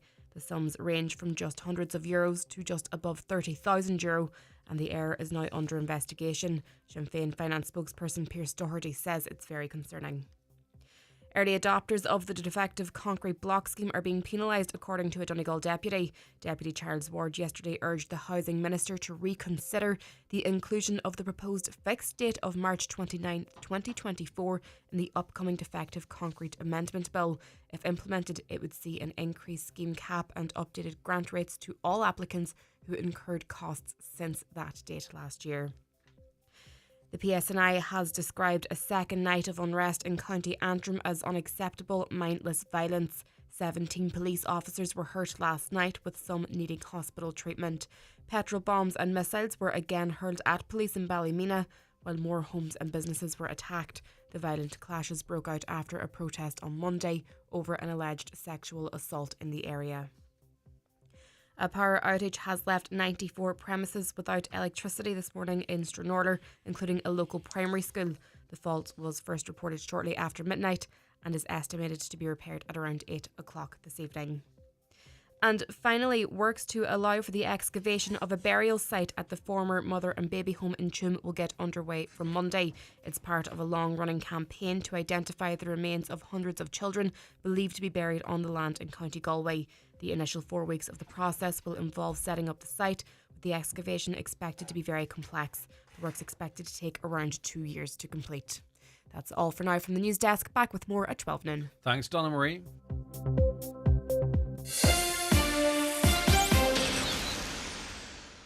Instead of lying on the beach all summer, Lucy's spending every weekend watching children's football matches. But while other parents are screaming, advice, Lucy's dreaming about the barbecue waiting for her at home, full of delicious burger goodness from Aldi. Butcher Selection Irish lean beef burgers, topped with specially selected burger slaw, all served on a toasted brioche bun. Because parents need a post-match meal too. Good food, good mood from Aldi. And Aldi are a great company. I shop in Aldi as I do in many, many shops. But words like burger slaw. I know people got irked when during COVID people used the word staycation and they were like, staycation? It really annoys me. Well, I would say burger slaw. Actually, the phrase ignores me. Coleslaw for a burger? I don't know. Just these little words that are slipping into our language that in a very non-important way can grate the gears a little bit. Burger slaw. Have you any words that do your head in? Let me know. 086 60 25,000. A caller says, I never got a smart meter, refused it, and will do it again. As an engineer told me, you can refuse, but after 90% of the county has it in, you'll have no choice but to get it. There was a few hiccups in the beginning, but they have all been sorted. So that's two separate texts. I resisted it once, I think, and then I was like, you know what? I don't care. I can't make sense of my electricity bill anyway. It's 300 quid. It's 190. It's estimated. It's meter read. I can't get my head around how they charge for electricity. You use that many units. It seems different to last year. You shop around. Everyone's the same. There's no point. So I just said, stuff it in. I don't care. And I don't really think it's made much difference, if I'm completely honest with you. But I just couldn't be bothered resisting it any longer. Now, the truth is, the majority of people have gotten them. Those that are retaining their old meter, you will have a problem with it. And you won't be able to get it fixed. They will say those meters are no longer supported. We don't have spare parts for them. And you will eventually have to get a smart meter. So whilst you're resisting at the moment, that resistance will eventually be broken because they aren't repairing them. They're not providing parts for them, and they're not putting them in any longer. So, it's like having an old car with no spare parts. Eventually, the car becomes defunct, and that's going to happen with all of the meters. And they know that too. They would have set a target. They would have said, right, can we get 85% of a smart meter switch over, and the 15% will peter out. Change of ownership. The new owners don't mind, as I say, breaking down. Questionable bills. Oh, well, the only solution to that is a smart meter. You get where I'm coming from? So whilst I respect people's resistance, it's like the Borg in Star Trek. It's it's temporary and arguably futile, and I don't mean that with any shade at all. Greg, there's no atmosphere with just a DJ. The bands create a great atmosphere. The DJ's fine for the end of the night. Okay, yeah, that's good. I like to have these conversations because I'm not sure. Hi, Greg. I always buy a wee thing plus money. So for later years, they can look at it and say, your wee aunt bought us this wee wild-looking thing. Yeah, I like that. I like the sort of blended presents and that personal touch. I mean, do you open the envelope, open it, drop? You know what I mean? Open the envelope, open the card, drop. Open the envelope, open the card, drop. Is that how it's done? Or do you open the envelope and sort of slide the money slightly to one side so you can read the beautiful words that have been written for you and then go, I better put that money in my pocket? Or is it just a case of open, drop, open? You know how 10-year-olds open cards? They just turn them, invert them and see what falls out. Right, Pierce Doherty's going to be joining us a little later on to give his reaction to that overpayment of pensions controversy. I'll get to that as he joins us. But first, I want to read some texts here. The housing assistance is there for everyone. It just so happens that the Ukrainian allowance is paid from out of a European fund. The Irish citizens get it paid from the Irish Exchequer, but both citizens are equally entitled to it. I think I must disagree with you there because Assistance from the state is means tested, and we've been speaking to people. Heard from a gentleman earlier on, for an example, sole earner earning under €40,000, 6 dependents, and most of the wages go on rent. I don't believe the Ukrainian payment is means tested. Now, I will correct the record immediately if I'm told that is the case, but I believe the allowance actually is just an entitlement as soon as you move out of hotel accommodation or grouped accommodation. So I disagree with you. I don't believe there is equal entitlement to it, but as I say, I will completely correct the record if I'm wrong in relation to that. Greg, what's the significance of reporting that 1 in 3 women in their 40s or 50s are carers? I know most carers are female, but that's not important. If you're going to talk about respite, there are thousands of men also caring for relatives. What does it have to be a divisive issue? I find it remarkable that pointing out that that a third of women in their 40s and 50s are carers is divisive. It's specific. I think you've mixed up there a bit of the stats. It's specific to women that 1 in 3 are carers. It's not that most 1 in 3 carers are women, and it is not divisive at all. I just note, and I make no bones about it. And I've been, a carer myself, and I am a fella, right? So I'm not sitting in an ivory tower, or provided care myself. Let me put it like that is a better way of describing it. I can see around me a lot of the time that even where there are multiple siblings, it's the daughter that takes up most of the responsibilities. I don't really apologise for saying that, but I really don't think that's divisive. It's not men against women. Live-in carers such as students may seem like a great idea, but it's not always rosy. A great aunt of mine had a student living with her for company. Unfortunately, my aunt's health declined and she ended up in a care home. The student was still allowed to live in the house while she was in the care home. The next of kin had a hard time trying to get the student out of the house. How common is that?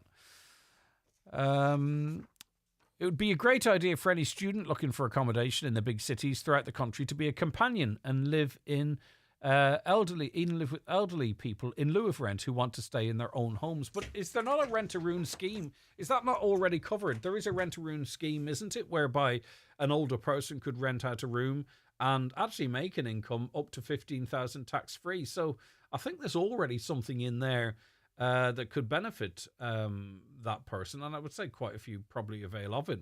But those numbers too are those two things too. I can't remember what I was going to say. Hi, Greg. Was talking about security cameras and doorbells you get for €250 without monthly subscriptions. Could you please advise what cameras these are or where to purchase? Many thanks. Now, I don't know where they're available locally, okay? And I really don't want to disadvantage any company. And there are different products, right? So you get monitored alarms and professional security systems that, if there's a breach of your property, that there are alarm sounds. These are really valuable. But for me, for my circumstances, these cameras are called EasyViz cameras, EZVIZ. I have seen them available in shops. I got them from Amazon because of the cost.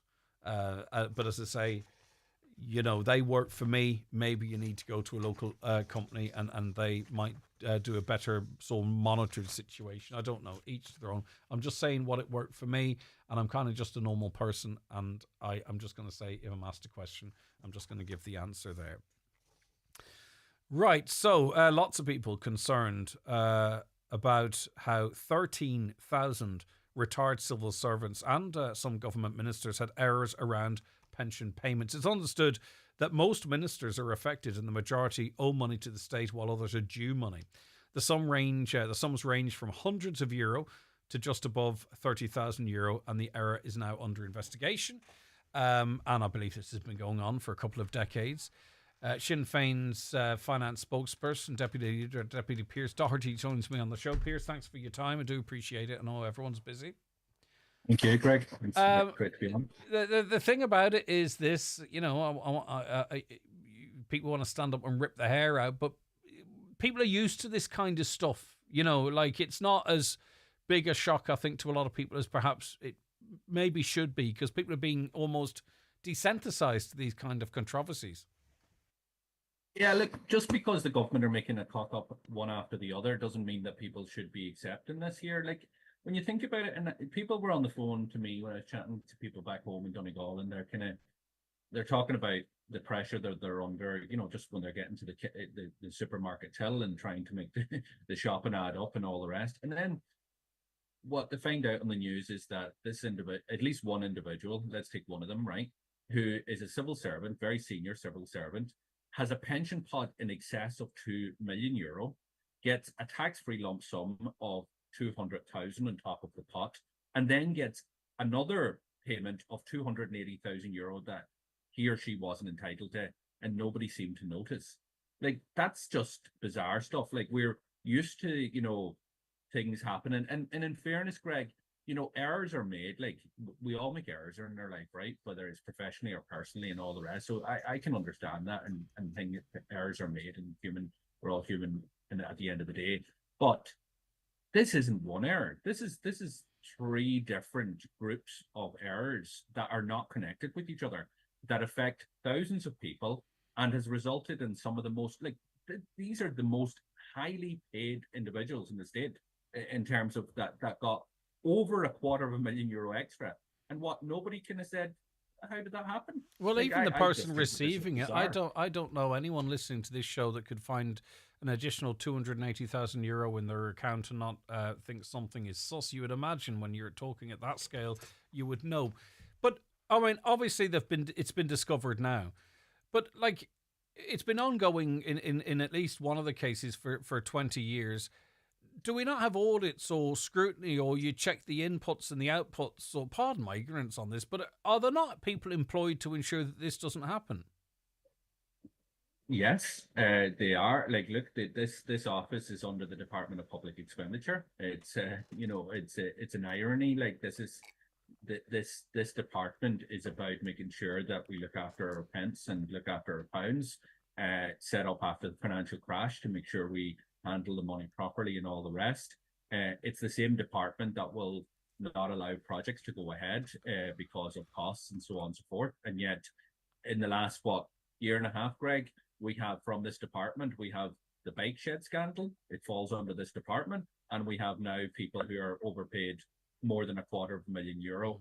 We have ministers. I think nearly all the ministers will have to give back money because they've been overpaid as well in terms of their pay. And we now understand also that former ministers will be in the same situation, and some ministers will actually have to be paid more. And then you have the ministers' scenario is one scenario. It was a miscalculation on their pensions.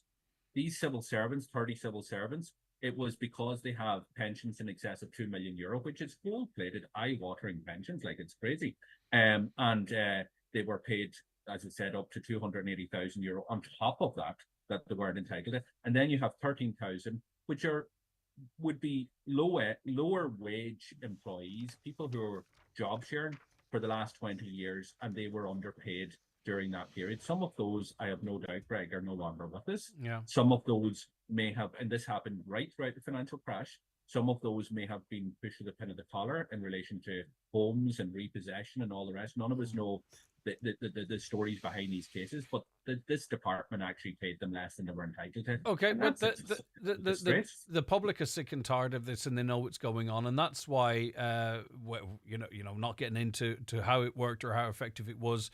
The Doge in America, that is why people latched onto it, because they know this is ongoing and someone's going in with a clean brush. We see Nigel Farage in Britain also now talking of a Doge there. Now, as I say, I'm not talking to the individuals involved in that, or indeed how effective or ineffective it was. But the reason it resonated with the public so much and continues to do so is because people believe that this is widespread, and someone from the outside needs to go in and go through this rather than us finding out things as we go. Needs to go in there and do a root and branch. Is there anything close to that you think should be done here? We argued for it in the run-up to the election. We believe that this government is serial wasters of public money. and we argued that there should be a wasters audit done across every department. Yeah, but in fairness, it's I mean, the government. It's not the government that are the wasters as such. They oversee the waste, you could argue, and need to sort of crack down on it. But I mean, a lot of these problems seem to be individual, be it the Office of Public Works or whatever, individual organisations that people can make decisions and feel there's no risk of accountability or what have you. I'm not giving the government a pass. The minister is accountable for all of those. So let's be clear. Jack Chambers is overseas, and it's under his auspices, the OPW, the Office of Public Works, which is the big shit. I don't expect the minister to be over every contract and all the rest. That's completely unreasonable, and it would be too easy and a cheap charge for me to make against the minister. I'm not making that. But what I am saying is that, see, when you see a trend of waste after waste after waste, then you have a responsibility as the person where the buck stops with to actually go out and call it as it is. And as I've said before, the minister sets the tone for the department and the agencies that are under the department. If the minister takes a basically see no evil, hear no evil, speak no evil approach, then they are going to run amok. And that's what's happened. So we've asked for a wasters audit because we believe that there's massive amount of waste that is taking place. But the irony of this here is that the Department of Public Expenditure is supposed to be the Doge of Ireland. That's what it was set up for. They did the board snip, all the rest. They do a public expenditure review. They do the cuts and all the rest. Let's look at what's happened in the Northwest in the last week. 500 social houses have been cancelled, including in Sligo. Those contracts were about to be rolled out. The tenders went out 2 years ago. How much money has been wasted over that period of 2 years? Why was that call not made 2 years ago as opposed to now? Okay. This is happening over and over and over again. And because it's coming out of your pockets, your listeners' pockets, it's simply like, if that was coming out of our pocket, if me and you were in business together and that was the type of waste that was in our business, we would clamp down overnight. Okay. But because it's public money, there's a different approach. All right, quick question. What do you expect from the minister, the meeting with the Minister for Health tonight on LUH? And I mean, you're well briefed. All five of you are well briefed. You're going in there pretty much with a united voice. From her office this morning, still hasn't received the business plan for the even though we are talking about it as a fait accompli, the minister still hasn't even seen the business model yet for the proposal for a surgical hub to be located in Sligo. She's blindsided to some extent in relation to this. What do you expect from this meeting tonight? Well, I'm hoping, I don't know about expectations, but I'm hoping for a couple of things. One, I'm hoping that, first of all, she will, without delay, meet with the representative group of the doctors and consultants. It's unprecedented what has happened, and you've given that, in fairness, Greg and Highland, a good airing, because the public need to understand the importance of what's about to happen in Letterkenny if we do not secure the surgical hub. And again, it's not scaremongering, but we could lose our A&E, and we could lose our retirement services, and it's just something that is unthinkable. So I'm hoping that will happen. The second thing I'm hoping, and it's a reasonable request, is this: base your decision on the data, base your decision on the evidence. If the minister bases her decision on the evidence, up until now this has been in the HSE's hands. It's been HSE, and we are absolutely furious. And I think we're united across the political divide in relation to this as to what's happened within the HSE. But this is a HSE decision. In fairness, the manager of the hospital and others support the surgical hub going to Letterkenny, and that's important as well. But now it's moved out of HSE into the political sphere, so it's now a ministerial decision. If she bases her decision on the basis of the evidence, there is no way, absolutely no way, that the surgical hub cannot be located in Letterkenny. So I would hope that would be what would happen, that our department would carry out an independent analysis in relation to it and would listen to all of the inputs that we have. I think it's very important too that she seeks clarity on the decision-making process. Who made the decision? What were the actual reasons for the decision? And what the HSE's comparison between the business case for Sligo and Letterkenny was. I think if she's got any interest in the proper workings of the HSE, this is a live case that deserves her scrutiny. Without a doubt, and that is really, really important in relation to how was this going that direction and why was it going that direction, and it's important we get to that. But personally, that's really secondary to me. My sole focus is we need to get the surgical hub here in Letterkenny.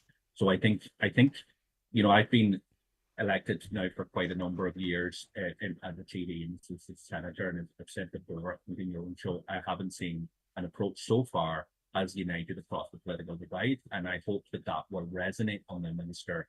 Against I was talking to Pat just earlier about this as I was with Patrick, and every ward was sending messages to me about this. So there is a united approach. We've had quite a number of private meetings with consultants and medical professionals and all that to gear it up. We're well briefed. We know what has to happen.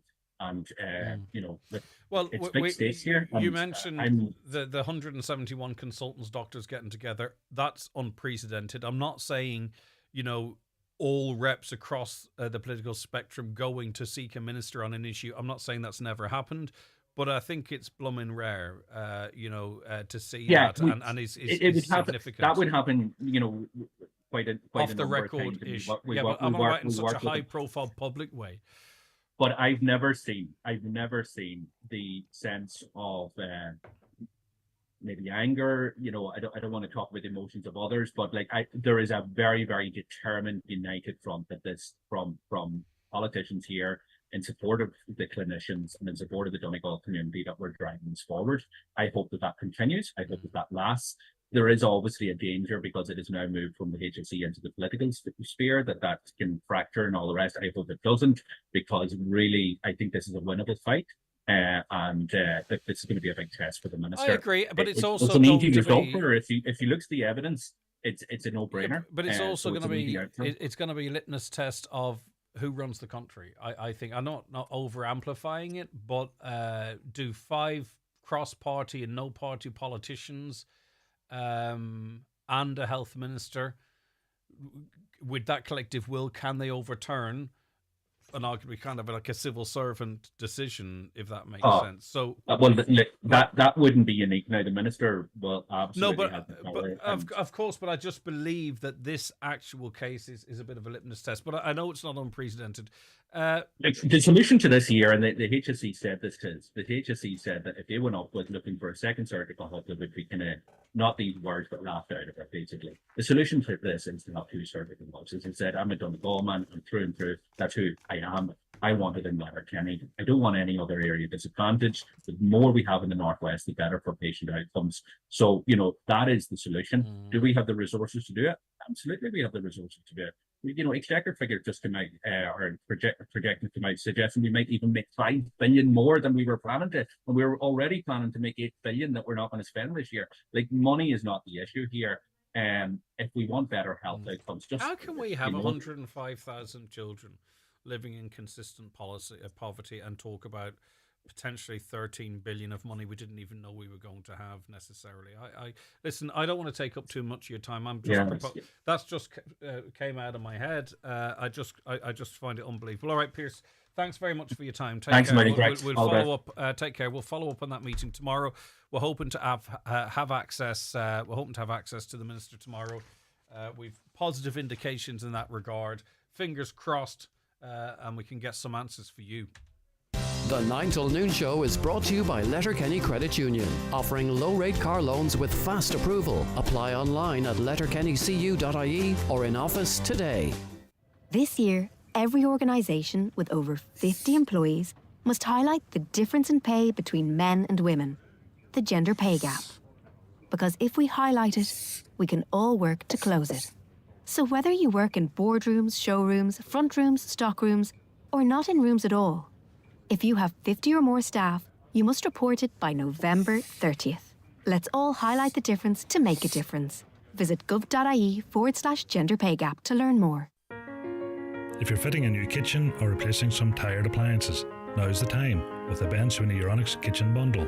Get a single oven and hob, integrated dishwasher and fridge freezer, wash machine and tumble dryer, all for just €2,000. Other kitchen bundles are available on request. Call us today or visit Ben Sweeney Euronics, Port Road, Letterkenny, in the shopping centre, Dunlow. Get your home and garden summer ready with Watson Hire in Letterkenny. From lawnmowers to trimmers and compost to lawnmowers, they have everything you need to tidy, clean and green your space. If you're painting, inside or out, choose the best value paint in Donegal from top names like Fleetwood and Johnson's. Watson Hire, open 6 days a week at Lisnen and Letterkenny, with great deals to have your home and garden looking their best. See watsonhire.ie. We're serving up summer at Dunn Stores, and it's barbecue season. Mix and match 3 for €10 across a fantastic range of meat and fish. Try something vibrant like succulent king prawns. Or enjoy Board Bia quality assured meats like piri piri chicken wings or new hot honey pork belly slices and many more. Any 3 for just €10. Plus, save at the till with a 10 off 50 grocery voucher. Dunn Stores, always better value. Terms and conditions apply. Voucher can be used on next grocery shop of €50 or more. Highland Radio Time Checks brought to you by EirGrid, the operator and developer of Ireland's electricity grid. EirGrid, powering up communities, powering up Ireland. The time is... It is 11:27. Chris Ashmore's on his way with business news soon. But before that, women are being urged to be cautious when using period tracker apps. Researchers at the University of Cambridge have warned personal details could be collected and sold, posing huge privacy risks. They say information on exercise, diet, hormone levels and contraception choices is susceptible to being exploited for consumer profiling. Executive Director at the Minderoo Centre for Technology and Democracy at University of Cambridge is Professor Gina Neff. Good morning, Professor. Thank you so much for your time. Good morning, Greg. So, Gina, is this a case that really to make women aware so that they can maybe, switch off privacy settings or don't use these apps at all? Or is it really, about digging a little bit more deeply into what's happening with people's data? Well, we're not calling for women to give up using these apps. About 1/3 of the women who menstruate in the UK are using these apps, and half of them report that they're worried about the privacy. This data is really powerful, and we think that femtech companies who make these apps have helped to sell a vision where people are empowered by their data. We want to make sure that privacy protections are understood, and we want to call for this data to be used for women's care and empowerment. Getting there will involve health services, it will involve consumers, and it will involve the companies. Yeah, so, this data could be used for good, couldn't it, to improve the lives of women? But one example given is that this could lead to health insurance discrimination, which I would never have found myself thinking about, but really quite an interesting point, Gina. Well, just last week, the National Police Chiefs Councils said that police forces could reach to women's phones to investigate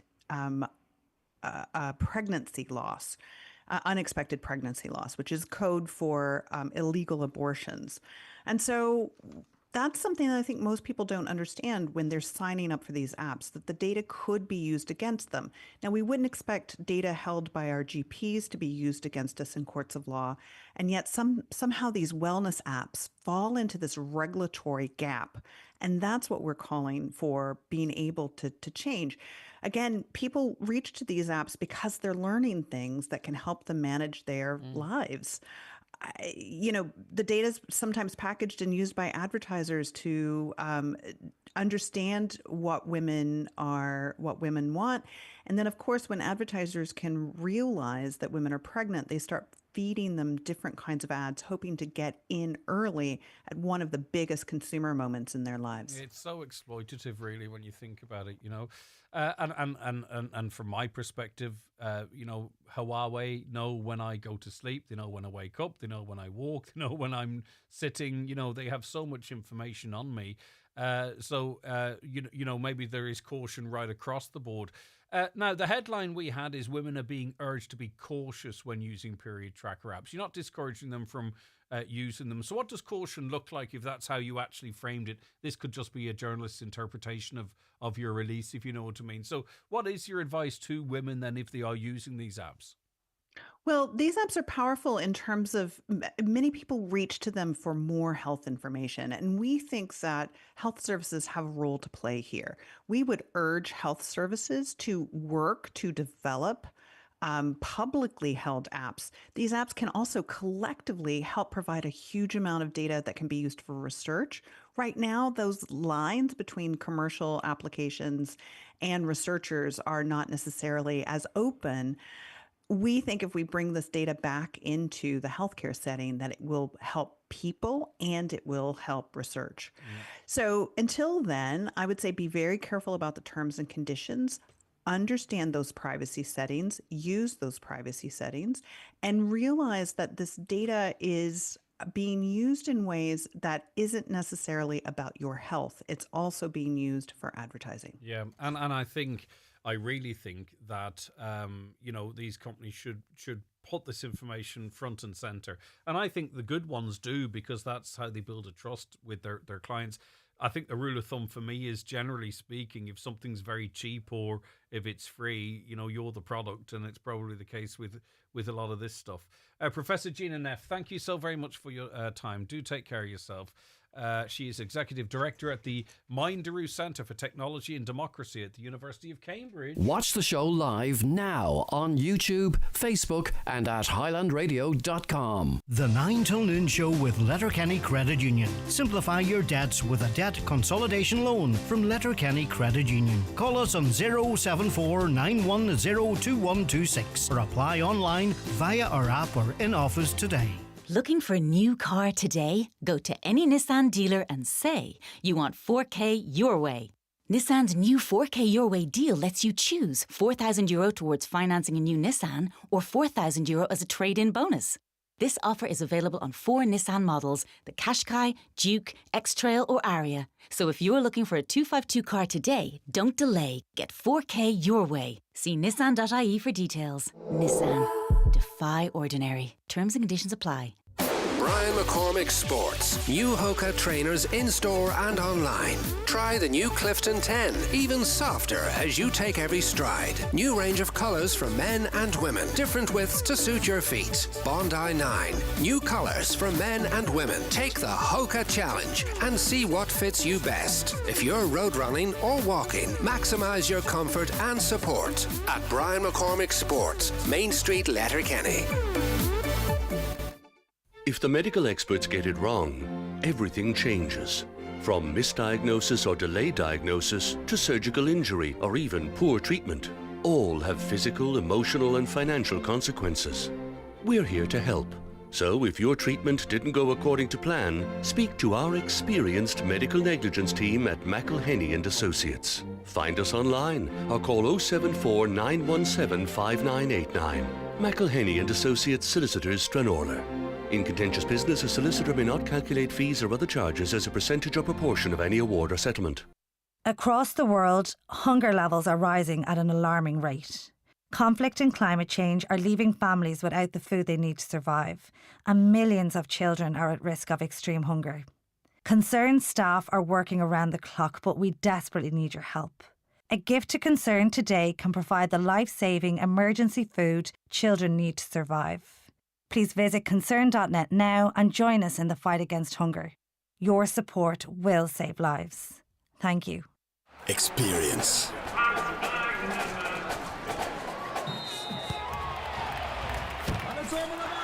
Experience Donegal v Mayo this Sunday in round 3 of the All-Ireland Football Championship at 4 p.m. in Roscommon. The GAA Football All-Ireland Senior Championship. Experience the unforgettable. Sponsored by Allianz, AIB and SuperValue. Advanced ticket sales only at GAA.ie or selected Centre and SuperValue stores. GAA, where we all belong. Okay, sorry to interrupt Chris Ashmore pontificating, which is the only way I could describe it. Good morning, Chris. Good morning, Greg. Oh, you're about to go off on a rant and I just escaped it as the adage. Yeah, you did. You're lucky. All right, Chris Ashmore is the presenter of Highland Radio's Business Matters podcast, a podcast, hundreds of them available for you online, that focuses on the business community, the businesses, how they succeed, what pitfalls they avoid or had to overcome. It's a great resource for anyone interested in people in the Northwest generally, but in terms of how to do business and the fantastic diversity of businesses as well. And what we do is we talk about the podcast, but in advance of that, catch up on a bit of local and national business news.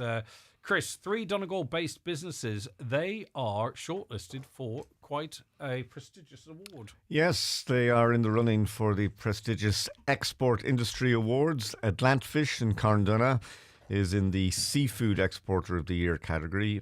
The Weavers McNutt of Donegal in Downings. They are in the sustainable trade exporter category.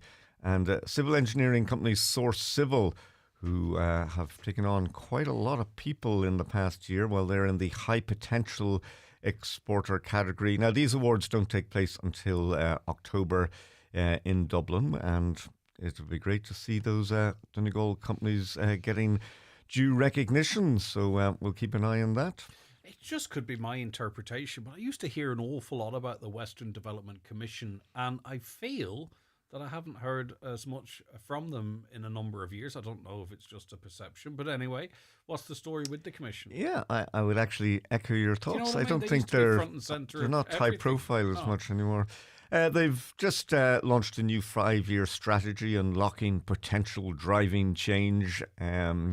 And look, essentially, it's a roadmap to try and promote the West and the Northwest. It takes in Donegal, of course, and really pushing the region for companies involved in innovation and digital I just get a feeling that, I'm not saying, and this is in no way casting shade in the Commission, but just with the likes of the Leo offices, I think chambers have become more organised and more vocal. That maybe this space has got a little bit crowded, but hey, the more people plugging, the better. Absolutely. DLDC, this is an interesting one because there are spaces on its board. Yes, now they're inviting people to go onto the board. They're looking for 2 community representatives from each region in the county to go on board. Now, DLDC, it helps communities on the ground. It provides a range of services, everything from training to work placements, grants, a lot of assistance for small groups. So they do play an important role. So maybe if you're involved in that sector, it could be worth checking that out. You can go to their website for more details on how to get onto the board, and you can have some influence and have your say. Yep, IBEC, another group plugging for business. They used to have an office down in the Millcourt Mews in Donegal Town. I know that because we were adjacent to it when I was working with Northwest Radio, as it was now defunct. IBEC, what are they talking about? Yes, IBEC. Now, this group represents Irish businesses, and it's issued a warning about the need for more public sector money to go into research and innovation and development, R&D. Ireland currently ranked 7th in the European Innovation Scoreboard, which is pretty good. But they note in countries such as the Netherlands, Sweden and Denmark, the public sector side of things, the state has doubled the amount of money going into R&D. They feel we're lagging behind there. Again, look, they're all competing for the same pie, but research and development does have a big role in bringing new investment into all regions in the country. So certainly they would seem to have a point on that. Yeah, a couple of years ago, inflation was skyrocketing and interest rates were creeping up as well. And the big conversation and the question everyone wanted answers was, do I lock in now? And in fairness to the experts we were speaking to, it was like, well, if you want certainty, do, but, rates might come down. And, there's some really attractive low-ish mortgage interest rates knocking about now still. So they did retreat again, obviously. Indeed, and I suppose it's encouraging if you are in the market for maybe looking for a mortgage in the short term. The rates are definitely on the way down. Avant Money has announced a new flex mortgage product, a rate starting from 2.98%. So that's the first time since 2022 that a mortgage available for under 3%. And this is a reflection on the falling European central bank rates and the Euribor rate, which they're all linked with. So the likelihood is other lenders are going to follow suit. But from a borrowing point of view, it's going in the right direction. Yeah. And obviously, whenever there's a rate reduction, one of the first lines is, those on tracker mortgages, which is only, I think, around about 100,000. I'm not saying it's insignificant, but it's always the first thing that seems to be mentioned on RTE. But tracker mortgage holders, they get the reductions immediately, or the increases immediately for that matter, whereas it's up to the discretion of mortgage providers whether or not they reduce their rates, because they're balancing often as well. They're often balancing deposits as well as lending, because obviously when interest rates go down, if you're lucky enough to have some on deposit and it's the interest rates that the gap, fund yeah. the interest and deposits, and the gap's the profit, isn't it? Yeah. Right. You'd swear I knew what I was talking about. Virtual Business Supports Clinic this Friday. So is it business supports that are virtual? Is it business supports for businesses that are virtual? I mean, Chris, you're a journalist. I don't understand. This Explain. This is an online business support clinic to inform you of just the help that's out there. If you're interested, this Friday, you can go to the local enterprise website. You'll find more details and you can book your spot. It's free advice and support there. So nothing ventured, nothing gained. Now, as I said in the podcast, we talk about all elements of business, and they're all critical. Whether you're running a multinational company in Letterkenny or you are a very important part in the wheel of someone's life journey, i.e. a wedding, a christening, whatever it might be. And we're going to that space for this week's podcast, the latter space I talked of there, Chris. Yes, I've been speaking with Jay Doherty of Jay Doherty Photography, a native of Derry. He calls Donegal his home. He's been taking photos of weddings all over the Northwest for the past 20 years or so. And he's been pointing out, how the traditional weddings alive and well and kicking here in Donegal. And it's not just the wedding photographer. When you actually think about it and you go into it, weddings, there's a big spin-off, the amount of people involved, from the hairdressers to the nail artists.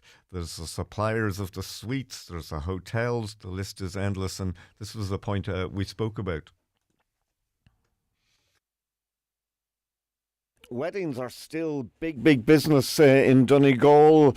We have many fine hotels, and of course there's the spin-off from weddings. The ripple goes far and wide, and it generates a lot of money in the local economy and sustains a lot of employment. Yep, that is so important, and I'm glad you brought that up, because there are so many small businesses that benefit from Donegal being a great location for weddings, and the fact that traditional weddings are still a popular thing here. There are hair and makeup and hotels and hotel staff and wedding car companies and videographers, and these are small homegrown businesses that pay people's bills, and it's a beautiful thing, and it's a great community we have together, and right now it can sustain a lot of people, and that's really important, and we're all so grateful for it. And, a good wedding photographer can really make your day, especially if they go the full nine. And in your chat with Jay, you got the impression he goes the full 9 yards, whatever that phrase means. Yes, so obviously you tick all the boxes. You get the photos that you expect from the day out with the bride and the groom and the parents and the relations and everybody there. But also it's, he's always on the lookout, sits down with couples. You want something quirky, maybe on that trip from tying the knot to going to the reception afterwards, and let's face it, there's lots of spectacular locations around here that you can go. And he's got a great imagination, has had some very quirky photographs, and he even had an exhibition in the not too distant past with photographs of grannies at weddings. Grannies, big part of that they're there, and lots of happy faces. Yeah, we often talk about the weather. One of the most striking pictures I saw recently was a couple, in fact it was my niece, I think they were standing on a bridge in the rain with an umbrella. And just the way it was shot and the perspective and everything, it was like, wow, okay, that's something different. So it's a good photographer who saw a different angle on a pic. And isn't that it? If it's something different, yeah. But also too, look, I don't want to get too emotional about it, but there's something about the umbrella over the couple, protecting them from life's rain. There could be a photographer Two in of them you, holding Greg. the handle. We can get through this together if we stick together and we don't go to sleep in an argument. Don't sleep in separate rooms. Greg Hughes photography. No, but it's one of those skills like drumming. I wish I had. And over the years, I mean, he's 20 years in the business. Obviously, you develop ideas and you pick up things, and then the nature of the business, as he pointed out, when he started off, of course, it was the 36-roll film, and now, thanks to digital photography, the couples go now online when and you call pick round out, to and someone's it's house, instead of having to pretend you're interested in their massive book, now you have to watch them on their bloody big telly. Oh, fantastic. Can I have another bottle of Budweiser? I'm so delighted to be watching your special day. I'm only messing. Come here. You have not one guest, but two. Yes, also speaking with Tara McDade, whose title is Donegal Territory Manager with Permanent TSB, just speaking about the relocation of their premises in Letterkenny, their commitment to Donegal, and how the bank is evolving, and also she does stress about having that human contact and developing products, and trying to keep that relationship, that it's not all online. There are pros and cons, as we all know. Yeah, right. Okay, so you can listen to all of that. You can listen to all of that right now on the podcast, listen on demand, stream it from our website. It's in the playback section, which is where all the aggregate of the podcast of this show, DL Debate, The Score, Chris, what other shows do we have? We've loads of other stuff. Then there's other one-off documentaries and that. There's countless ones there. And you mentioned this week's podcast will be episode 248. It's quite a lot of podcasts. Mm-hmm. Yeah. 250 is a milestone, I think. Yeah. What was going to say to you, when are Donegal playing Saturday, is it? This weekend they are playing... Is it Saturday or Sunday? It's Saturday. It must be Saturday, doesn't it? Must be. No, it's not. It's Sunday because we have to get back from a school day. So I'm thinking, what's the crack? You threw me last week with this because we mentioned this last week, and I thought, no. So, yeah, that's the venue it. So, was anyway, listen, it'll be live on Sunday at some point as well to listen to, but it's in available Roscommon, right yeah. now. So, and that is Sunday it's going to be a 4. sellout. It's going to be a sellout. Sunday at 4. Yeah. It's only 2,700 seats in Hyde Park. Yes, and there's been a bit of... A lot of people would struggle to stand for the 2 hours, 3 hours, and if there's a warm-up game, curtain raiser, 270 seats is nothing. Also, it's miles from here. Yeah, not the most neutral of neutral venues. It really is. In fact, you know what? I was going to have a rant, but Damien Dowds had a rant on it last Friday, and you can see the clip on it, and it's tied into how we're treated more generally, and it's got tens of thousands, 30,000, 40,000 views. Right, anyway, Chris, we digress from sport to business, but that's life, isn't it? Thanks for coming in. Anything else you want to add? What about if someone wants to contact you? Well, they can contact me by email, the best way, that's Business Matters at highlandradio.com. Just one other thing, Greg. Yeah, interesting to note, there was a survey out today from the Bank of Ireland just about credit card expenditure. Now, it's up 6.5% year on year. On the surface of things, people think, well, that sounds like the economy's going well. But the jury are out on this one, because are a lot of people under pressure, maybe paying rent? They've got extra things. Are they spending money on their credit card? I'm glad you mentioned it, because I don't believe it's exclusively credit cards. Yes. It's not, is it? There's a lot of debt. But I also heard an expert, Chris, and this is what I do. I spend far too much time listening and reading what experts say. But apparently, compared to the likes of the United States or Britain, that we have actually quite a low rate of borrowing. In other words, that a lot of our spend is coming from, we've got an awful lot of savings in this country. Now, I'm not sure who has them, right, but we've an awful lot of savings. See, in Britain and America, when they see increases in spending, it's often actually through borrowing. I'm not saying we're not borrowing, because you're talking of figures relating to that, but the majority of our spending, I believe, is money that we have. But we've got this massive divide in this country and county, where we have the very, very rich, we have the doing okay, we've got the working poor, and then we've got those amongst them with the 105 children in prolonged poverty who have very little at all. Yeah, and that the amount on deposit, I think there are 170 billion or something. There's a lot, and the interest rates that most people are getting on that is extremely low. Right, so you won't be in the crowd there's 9,000 seats in Hyde Park. I Googled this because I was interested in it, and I thought it was 2,700. Sounds a lot. Right, 9,000 seats in Hyde Park. Not all are covered. It's King and Moffat Hyde Park, by the way. Oh. I was maybe on about Hyde Park in London. Right. So Sunday 4:00, you will be there or not? Oh no! You'll be I'm going to watching- be in my armchair. I'm going to have Brendan Devaney and Oisin Kelly, who are my new favourite twosome. I'm going to have them on the smart speaker, and I'm going to watch it on the telly. And I am going to be, as soon as the game's over, sat still on my couch and not stuck in traffic trying to get back. But I'm not a real fan. People might argue. I must go. Bye, Chris. Bye, Greg. The 9 till noon show is brought to you by Letterkenny Credit Union. Digital loans now available. Apply online or via our app today and get your loan transferred directly to your current account. Are you worried about trees on your property? Northwest Forestry Services Ballybuffet are fully insured and have over 40 years experience in dangerous tree removal, tree felling, surgery and stump grinding. For peace of mind, call Northwest Forest Services Ballybuffet for a no obligation quotation on 913233. You might think this bus air and recruitment ad isn't for you, but keep listening. If you love driving and enjoy working with people, you've already got what it takes to become one of our next generation of great drivers. We'll train you, pay you while you learn, and we offer a great salary and benefits too. Sound good? We're hiring now, so don't wait. Apply today at careers.busaaron.ie. Bus Éireann. Be part of it. Want a new Kia?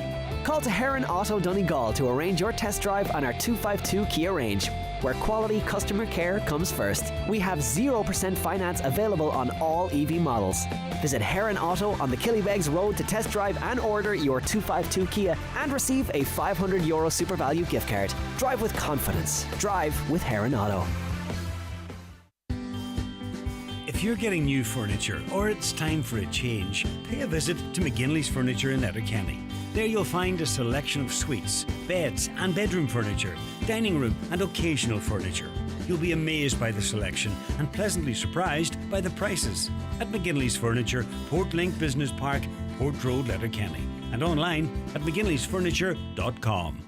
Highland Radio weather updates with McElhenny's. Find all your summer essentials from fashion and accessories to beauty and homeware at McElhenny's. Explore more in-store or shop online at mcelhennys.com today. Sunny spells will slowly develop this afternoon. Highest temperatures of 18 to 20 degrees in light to moderate southerly breezes. Hopefully you can hear me, Councillor Patrick McGowan. Good morning. Good morning, Greg. Right, unfortunately, another collision on the Kilross Road to Stranola. We can't say we haven't been talking about this, Patrick. You've warned about it. We've tried to highlight it on this show. It is a dangerous stretch, and what's it going to take? Yeah, absolutely. Now, I thought we were going to make some progress a few years ago. We were told by the local TIA office, as you know, there's a National Roads Authority office and Donegal Town, and there's some are based in Lifford as well. And in fairness, they have been lobbying for this job for a long, long time. A couple of years ago, we were told that they were carrying out a review and that they would look at Kilross, but unfortunately, what they come back with was they just put on they cut out one of the lanes coming on from Letterkenny. This is where people were actually jumping the queue, pretending they were going to Convey. In actual fact, they were doing U-turns and coming back. And they were causing a lot of frustration with drivers and that and road rage. But that's all they done. Now, as I say, I don't blame the local National Roads Design Office here and the council, because I know they have been very actively lobbying for that for many a year. But I think at this stage, everybody's nearly given up, because the last time we asked, they just said no. What is the solution? Is it lights? Is it a roundabout? I mean, I think a roundabout would be very useful there, because there is also huge traffic delays there. And roundabouts lets traffic move as well. And we saw a situation, say, for instance, down in Lahey, whereby calls for a roundabout came far later than that for Kilross Junction. That seems to be progressing, whilst Kilross is left on the back burner. Last word to you, Councillor. Yeah, well, look, you're 100% right there. But I think what they're saying is they keep throwing this into the mix. It's the bypass. The bypass. Oh. This is all going to be bypassed. So they don't want to be investing these kind of couple 100,000. But you're right. We put many, 10, 15 years ago, we looked to get a roundabout in McLeay's Corner. The main issue against that was they said they didn't have the room. They'd have to take out buildings. The difference in Kilross, they have loads of room. Yeah. They can put a yellow circle in the middle of the road and do it for maybe €100. But obviously, it's not that expensive. But they've thrown up all sorts of objections, and they just, even the local council offices here are making no headway, and they just don't seem to want Right. to do it. But Well, we'll maybe make that accident inquiries. yesterday might bring some good before somebody else killed. Maybe we'd hope so, but unfortunately, it's not always the case. Thanks. That's Councillor Patrick McGowan. That's the 9 till noon show for Wednesday. Have a fantastic Wednesday. The sun's going to put its hat on and come out to play a little later on, so hopefully maybe you can get out and get some vitamin D and some fresh air.